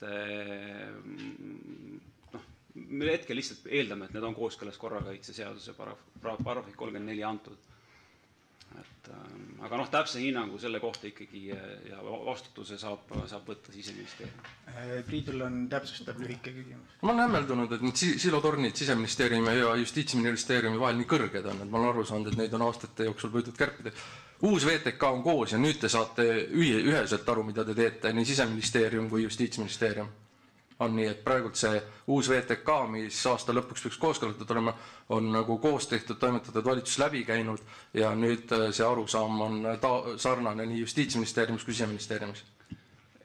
Väljatöötamiskavatsus püstitas praktikas kerkinud probleemid ja analüüsis võimalikke lahendusi, nii seadusloomelisi lahendusi kui praktilisi lahendusi. Ja tegelikult see etapp on läbi ja nüüd selle VTK raames püstitatud probleemidega seoses kirjutatakse eelnõud ja seda, ütleme, paragrahv 34 selliseks probleemiks selle VTK koostamise ajal ei peetud.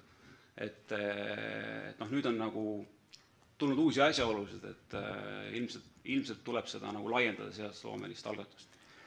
Suur tänu, ma kommenteerin, et minu teada olevatel VTK-d valitsusest läbi ei käi ja mis koalitsioonilepingut puudutab, siis mina küll ei mäleta, ma olen ka päris mitme juures olnud, et oleks seal kirjas konkreetsed paragrahvid, mida hakatakse ümber sõnastama koos sõnastusega. Nii, rohkem küsimusi ei paista. Aitäh, Justiitsministeeriumi Illimar, aga nüüd läheme edasi teema juurde. Ei, nüüd me oleme ikka AKI juures veel. Et milline vist võiks olla andmekaitse regulatsioon, et AKI esindaja ja võib-olla alustate siis sellest järelevalve menetlusest, mis te läbi tegite või viisite selle politsei kohta, et alustaks sealt ja võib-olla lühidalt ja siis küsimused, aitäh. Justiitsministeeriumist Kristel Niidas tegelikult pidi enne mind ka rääkima. Et kas ma jätkan ise või? Jätkake teie, ja siis läheme kommentaariks võib-olla ka Kristel Niidase juurde, kui on küsimusi. Et selle järelevalve menetluse me algatasime politsei andmekogu poliide osas ja see ei puuduta ainult numbrituvastuskaameratega kogutud andmestikku, vaid laiemalt isikuandmete töötlemisest selles andmekogus.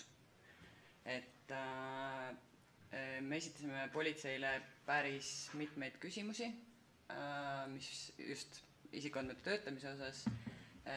Hetkel neil on veel aega vastata. Seetõttu ma võib-olla laiemalt seda temaatikat nii palju ei avaks.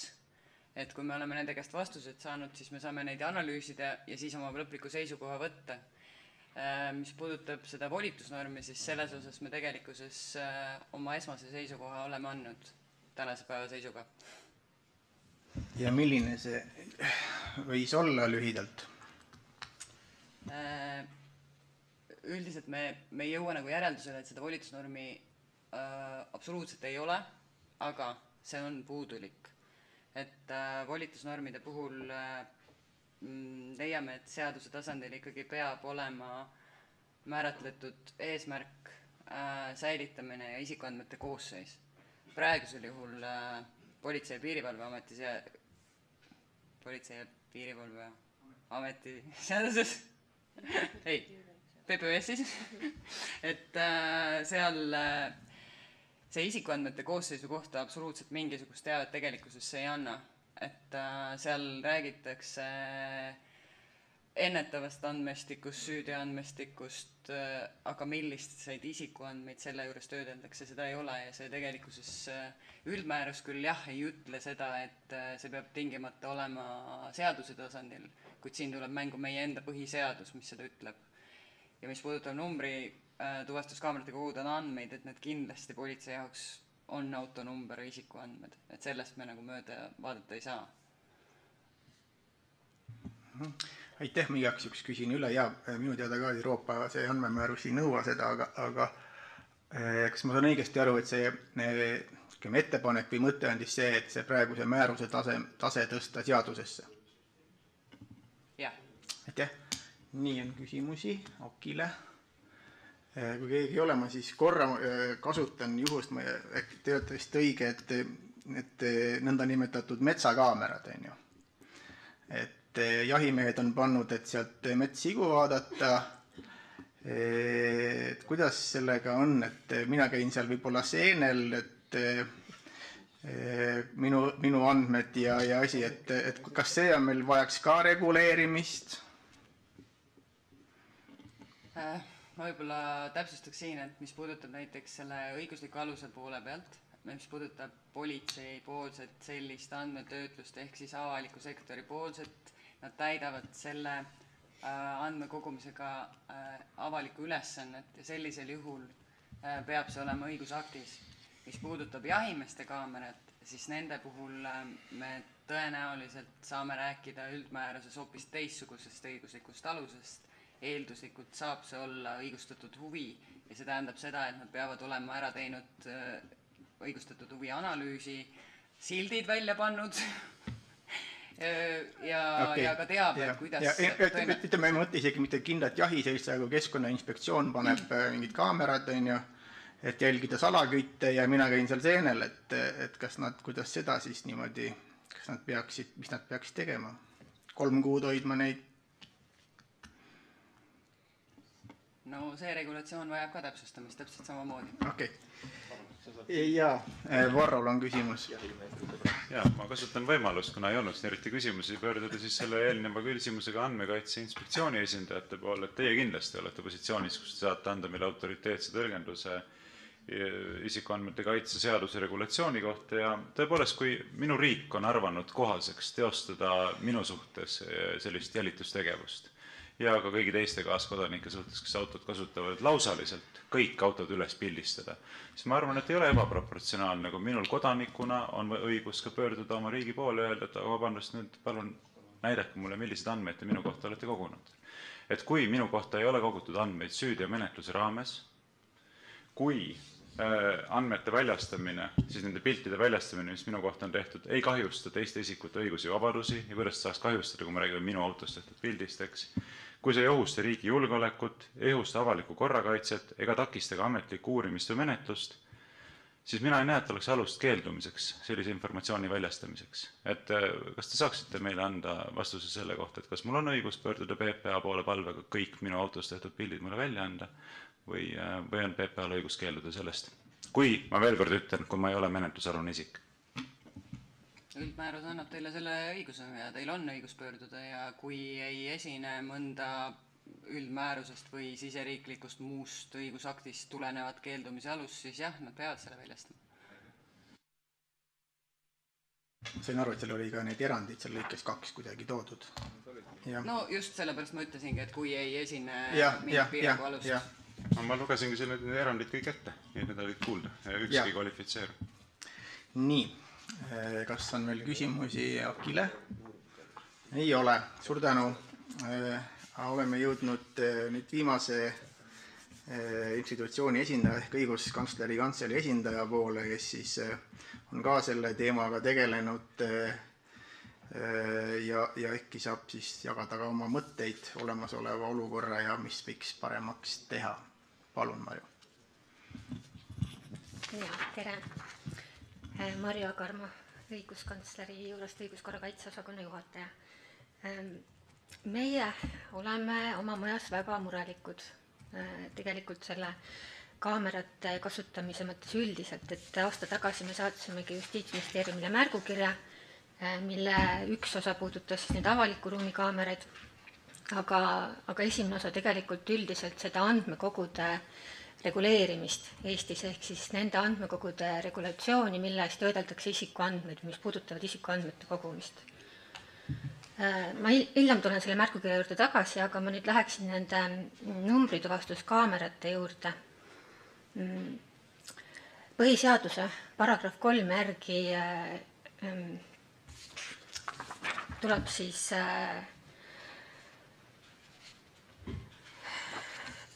peab siis kogu avalikku võim oma tegevuses lähtuma seadustest ehk siis sellest seaduslikust raamist, mis on Riigikogu kehtestanud. Ehk siis avalik võim saab teha ainult seda, milleks tal on seadus antud õigus. Kui me räägime erasektorist, erasektori kaameratest või kõigest muust, siis erasektor saab teha kõike, mis tal ei ole keelatud, eks ole, avalik võim saab teha ainult seda, mis on lubatud. Ja olulised asjad peabki sätestama Riigikogu.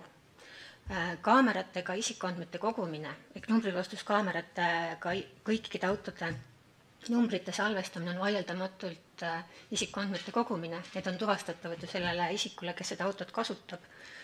Ja sellise andmete kogumise peab kindlasti otsustama Riigikogu. Ja see norm, mille alusel neid kogutakse, peab olema selge, sealt peab olema näha, milliseid andmeid kogutakse, mis eesmärgil neid andmeid kogutakse ja kasutatakse, kes neid saab kasutada, kaua neid andmeid säilitatakse. Kõik see peaks olema seaduses kirjas. Aga tänapäeval tegelikult mitte ühestki seadusest ei ole võimalik välja lugeda, et Eestis laialdaselt niimoodi massiliselt salvestatakse kõigi liiklejate andmeid. Et kui ma toon nüüd paralleeli jälitustegevusega, varjatud jälgimine on siis isiku, asja või paiga varjatud jälgimine. Ja selleks on vaja prokuratuuri luba. Selleks on tähtajaline prokuratuuri luba, mida saab põhjendatud vajadusel pikendada.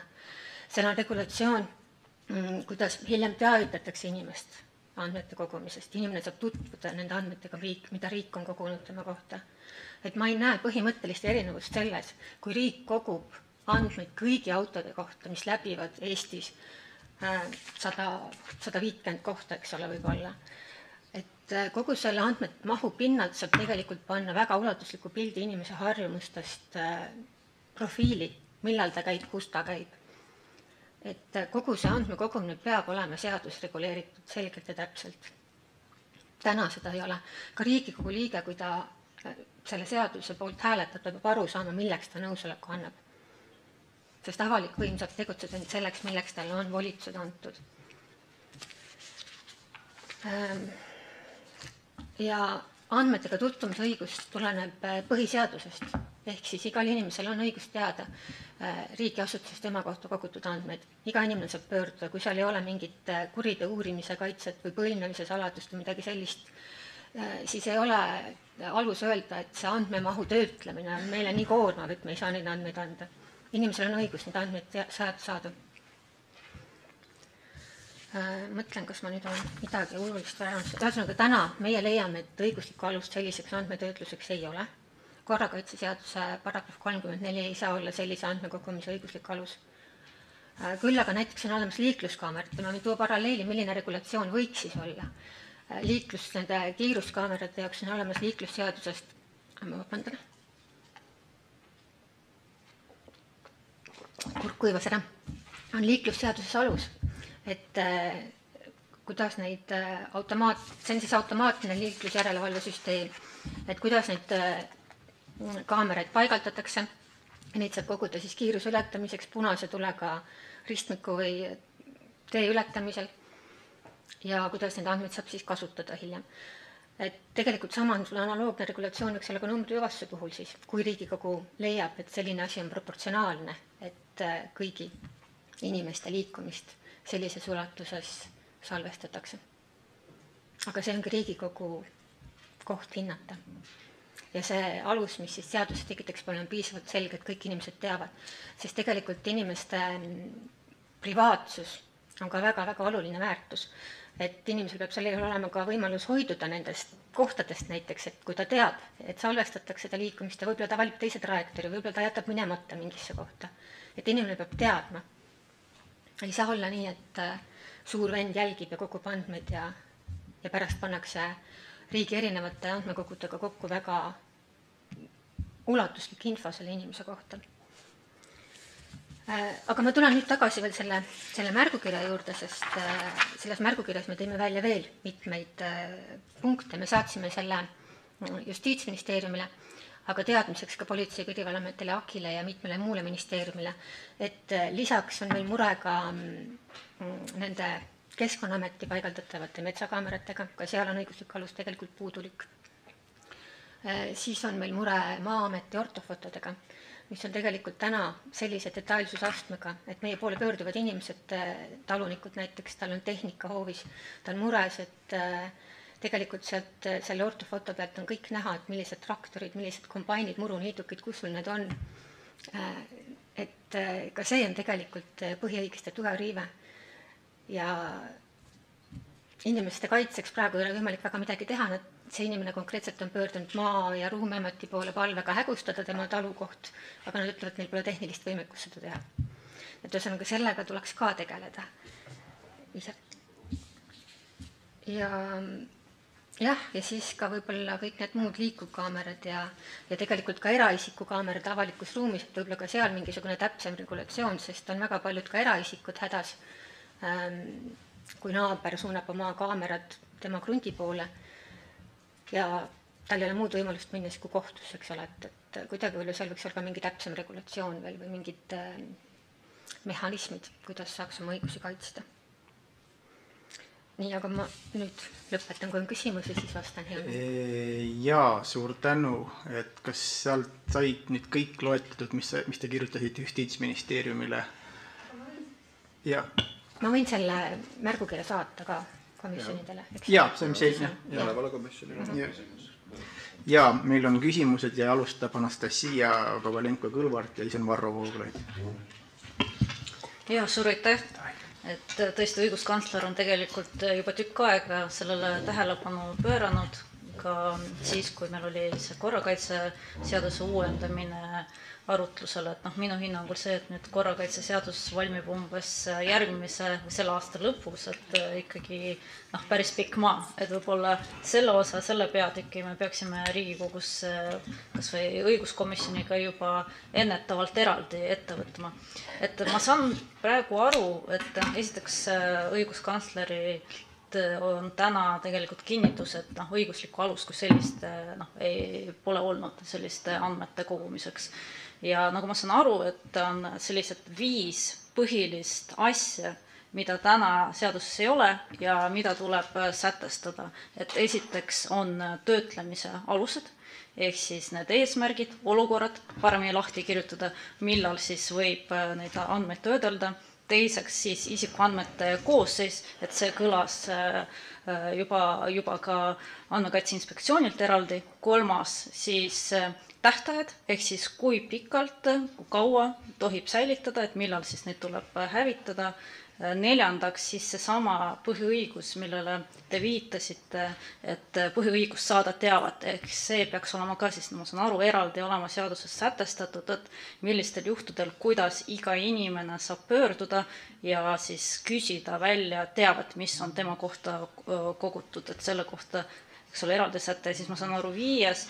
on ka nii-öelda peaks olema kirjas, ehk siis kes töötleb, eks ole, et see vastutus ja siis järelevalve, et see on see küsimus selles osas, et praegu, eks ole, PPA mainis, et nemad ise reguleerivad, ise kontrollivad, ise nagu ka teostavad järelevalvet, et see on mingil määral selline vastuolu, et kas need on siis need peamised punktid või on veel midagi, mida seadusandja täna peaks siis arutama ja siis seadusega reguleerima?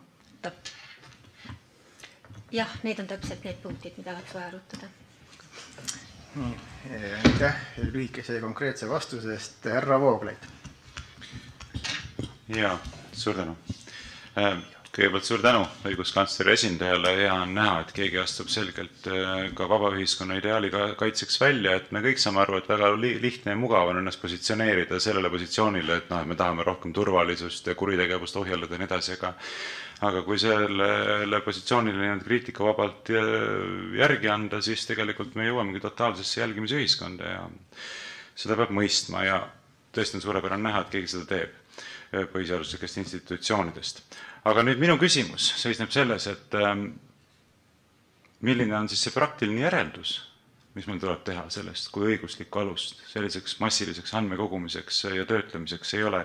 Et kas ma saan õigesti aru, et kui on kogutud massiliselt andmeid ja neid töödeldud ilma õigusliku aluseta ja seda tehakse jätkuvalt, siis praktiline järeldus peaks olema esiteks see kõige minimaalsemalt, et kuni ei ole loodud selliseks tegevuseks õiguslikku alust, tuleb see viivitamatult peatada, nii andmete kogumine kui ka nende töötlemine, ehk siis ühtlasi õigusliku aluseta kogutud teave hävitada.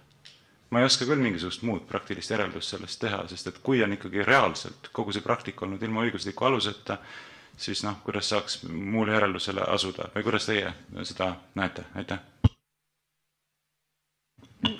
jah, ma pean tunnistama, et me ei ole oma majas seda arutanud, ma sain täna hommikul teada, et ma pean siia tulema, kolleeg, kes tegelikult tegeleb nende teemadega, jäi haigeks, et ma ei julgenud õiguskantsleri eest selles mõttes vastata, aga mulle tundub teie järeldus loogiline jah, et kui selline andmete kogumine on õigusvastane, siis see tuleb lõpetada.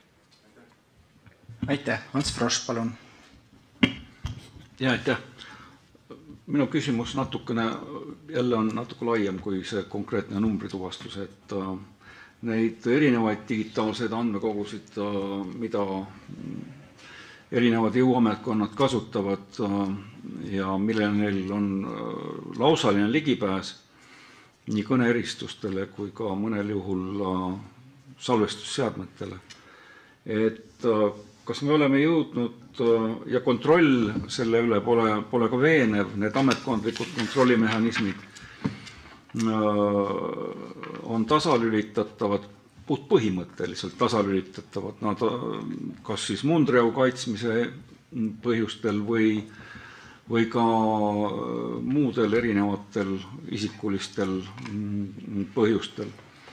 Ütleme, need on sellised emotsionaalsed otsused ja nende kontrolli väljastpoolt, no me teame, et ka julgeolekuasutuste järelevalve komisjon sisulist kontrolli teostada ei ole Eestis suuteline.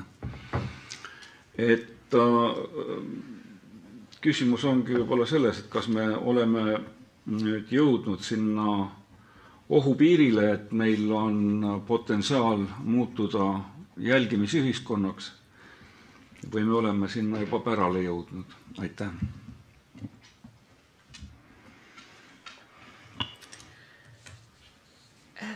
Ma kardan, et meil on jah suur oht sinnapoole liikuda, sest ilmselt ka kõik see tehnika areng ja AI ja kõik, et see omamoodi on kiusatus teha kõike kergemini ja kiiremini ja lihtsamalt ja sellest kindlasti on ka väga palju abi tehnika arengust. Aga alati tuleb läbi mõelda see teine pool, see õiguslik pool ja privaatsus ja muude põhiõiguste kaitse. Et ma arvan, et meil on veel tegelikult täpselt õige aeg see kogu olukord kontrolli alla võtta ja Riigikogu on just see koht, kus peaks panema need piirid paika, et millises ühiskonnas me tahame elada. Et tegelikult me ei ütle ju ka seda, et seda numbrituvastust näiteks ei tohiks teha või midagi, me lihtsalt ütlemegi, et see tuleb teha korrektsel õiguslikul alusel ja täpselt selgelt piiritleda siis kui Riigikogu peab vajalikuks seda ja siis ka selgelt piiritleda, kes seda infot saavad üldse kasutada ja kõik nii edasi, et see tegelikult ongi nüüd see maja, kus need asjad tuleb läbi mõelda ja kirja panna ja anda avalikule täidesaavale võimule siis need piirid, mille raames ta saab tegutseda. Ja, aitäh teile. Kas on veel küsimusi? Härra esimees, mul oleks küsimus PPA-le. Jaa, palun. Ja seonduvalt nende asjadega, mida me siin hiljuti kuulsime, ma mõtlesin lihtsalt selguse huvides, ma arvan, et see võiks paljudele huvi pakkuda küsida, et kas PPA nende andmete töötlemisel, mida kogutakse nii selle süsteemi kaudu kui ka muude süsteemide kaudu, kasutab ka tehisintellekti. Et näiteks kas see andmebaas on seotud tehisintellekti võimekusega sellisel viisil, et kui näiteks menetleja annab korralduse intellektile, et palun loo mulle mingisugused seosed, näita mulle, et kasutades ka teisi andmebaase, eks ole, kus on isikustatud andmed, et millised autod liikusid, millisel te juba tahate vastata, ilmselt vastus on ei. Vastus on, et ei ole. Siis mul ei ole mõtet pikalt küsida. Olgu, aitäh. Suur tänu.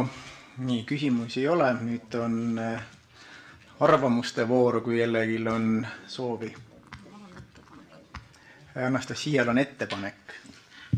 Ja, et mul on ettepanek, et ma arvan, et see esiteks suur aitäh õiguskomisjoni ja põhiseaduskomisjoni esimeestele, et selline avalik ühisistung tehti, et minu ettepanek oleks tegelikult selline, et arvestades seda, mida me täna kuulsime ja tegelikult siin oli üldine konsensus, et täna õigusruum vajab täiendamist, vajab parendamist, et tegelikult mina saan rääkida õiguskomisjoni seisukoha pealt, et õiguskomisjon peaks siis ise ennetavalt algama ka vastava korrakaitse seaduse muudatused, et mitte jääda ootama, kuni alles siis mingi hetk ministeeriumist ja valitsuselt aasta lõpus tulevad muudatused. See oleks siis selline minu tagasihoidlik ettepanek. Aitäh ettepaneku eest. aga kas on arvamusi antud teema osas? Ei paista.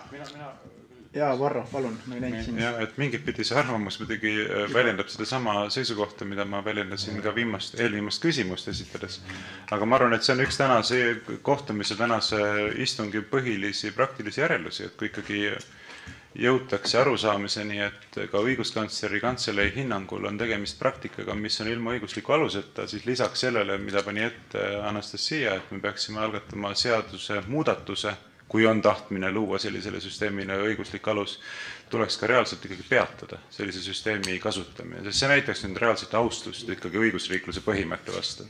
Et kui me võtame siin riigis tõsiselt seda printsiipi, et riigivõimu võib teostada üksnes kooskõlas põhiseaduse ja sellega kooskõlas olevate seadustega, ühelt poolt ja teiselt poolt näeme, et praegu meil on tegemist laiaulatusliku praktikaga, mille kogutakse ülimassiliselt isikuandmeid ilma õigusliku aluseta, siis absoluutne miinimum peaks olema see, et kuni meie seda õiguslikku alust loonud ei ole, me seda süsteemi kasutamist ka ei jätka. Aitäh! Suur tänu! Nii, rohkem ei paista sõnasoovi ei ole, seal on näpp püsti. Ja seal oli ka, ma ei näinud, vabandust, aga alustame sealt poolt ja siis Siseministeerium alustab ja lõpetab. Ja aitäh, ma proovin ruttu teha lihtsalt ühe märkusena, siin on väga palju läbi käinud ka näotuvastus ja tehisintellekt ja ma lihtsalt juhin tähelepanu, et alates veebruarist jõustus ka Euroopa Liidu tehisintellekti määrus, mis tegelikult väga rangelt seab piirid, millal tohib reaalajas isiku tuvastamist ja kaamerat kasutada ja siin on käputäis juhtumeid, millal see tohib, et siin on nagu hirm siukses jälgimisühiskonnas, mis on arusaadav, aga lihtsalt juba ka EL-i normid seavad mingid piirid ette ja seal on ka mingitel juhtudel, mis on väga kindlad juhud ja siin on ka riskide maandamise meetmed ja nii edasi, et sealt tulevad ka piirid. Aitäh! Ja aitäh! Kas teil oleks võimalik saata meile viide asjakohasele regulatsioonile täpse osutusega, see oleks tänuväärne, aitäh. Ja ma saadan. Saatke ja Andrel oli ka kommentaar. Ja no lihtsalt, et ei jääks kõlama siin nüüd väga suur kriitika, et ma tahaks ikkagi öelda, et minu hinnangul täna sellist õiguskantsleri büroo oli küll kriitiline, ei soovinud väga sellesse temaatikasse sisse minna, aga üldiselt ma ei näinud täna küll sellist põhjust, et me peaksime koheselt selle kaamerasüsteemi peatama, seda enam, et need juhtumid, mida kaamerasüsteem on tuvastanud, on, ma arvan, piisavalt kaalukad, et ühiskond selle õigusselguse hetke, mida me kindlasti teeme ja mida ka JUM on juba öelnud ja PPA toetab ja ma usun, et ka siin kõik poliitikud toetavad, et kui sellest üldsõnalisusest on vaja minna detailidesse, siis seda me võime minna, aga seda, et nüüd need kaamerad oleks nüüd nii tohutu riive, et me peaksime selle minuti pealt ära katkestama, siis mina sellist järeldust ei jaga. Aitäh! Aitäh! Ma arvan ka, et kaamerad on tulnud, et jääda, lihtsalt kuidas neid kasutada korrektselt, et kõikide inimeste õigused oleksid kaitstud, on see küsimus, mis me siin oleme. Ja nagu ma ütlesin, et Siseministeerium alustab ja saab ka lõpetada. Palun! Ja, aitäh! Tahaks omalt poolt ka lihtsalt lõpetuseks öelda, et tõesti selle viimase seisukohaga nõustun, et siin on, see on keeruline teema ja sellepärast see ju tegelikult nii laialt ka ühiskonnas praegu arutlusel on ja me kõik nõustume, et need regulatsioonid on nii-öelda aegunud ja päevi näinud ja neid tuleb uuendada. Aga mis ma tahaks võib-olla omalt poolt, et siit nagu kõlama jääks, on see, et riik selles raames tegelikult ei tegele ikkagist varjatud jälgimisega, et see, et meil on avaliku ruumi kaamerad ja sealhulgas ka numbrituvastustkaamerad, et need sildid on välja pandud, sellega on inimesi ka nii-öelda mingil viisilgi vähemalt teavitatud sellest, et selline jälgimine toimub, et seda ei ole kuidagi üritatud teha või soovitud teha nii-öelda varjatult, et need sätted, et mis võimaldavad selliseid andmeid töödelda, on meil nii korrakaitseseaduses kui ka PPVS-is olemas ja siis ka täpsemalt siis rakendusaktis on meil tegelikult sätestatud nüüd konkreetselt nii-öelda need andmekoosseisud, mida siis kogutakse ja töödeldakse. Et ma arvan, et tõesti oluline on kindlasti ära oodata seda, et missugune tuleb Andmekaitse Inspektsiooni lõplik hinnang ka nii-öelda Politsei- ja Piirivalveameti selle põhimäärusele, siis politsei põhimäärusele ja siis sellest lähtuvalt kindlasti oleme ka valmis tegema kiiremas korras vajalikud parandused sinna ära, et see kõik kooskõlla viia. Aitäh, jah, tahtsin sekundeerida härra Hanimägi ja Timpsoni sõnavõtule, et igati oleme ju seda meelt, et seda õigusselgust on vaja juurde luua, aga et seda, et kas see õiguslik alus hetkel olemas on, meie hinnangul on, lihtsalt see, kas see peaks olema seaduse tasemel, et sellega, ma saan aru, on kõik siin viibijad nõus, aga öelda, et meil praegu puudub õiguslik alus täielikult, et see on meie hinnangul meelevaldne. Aitäh! Suur tänu kõikidele, kes täna siia tulid, võtsid vaevaks ja sellega meie avalik istung on lõppenud. Aitäh!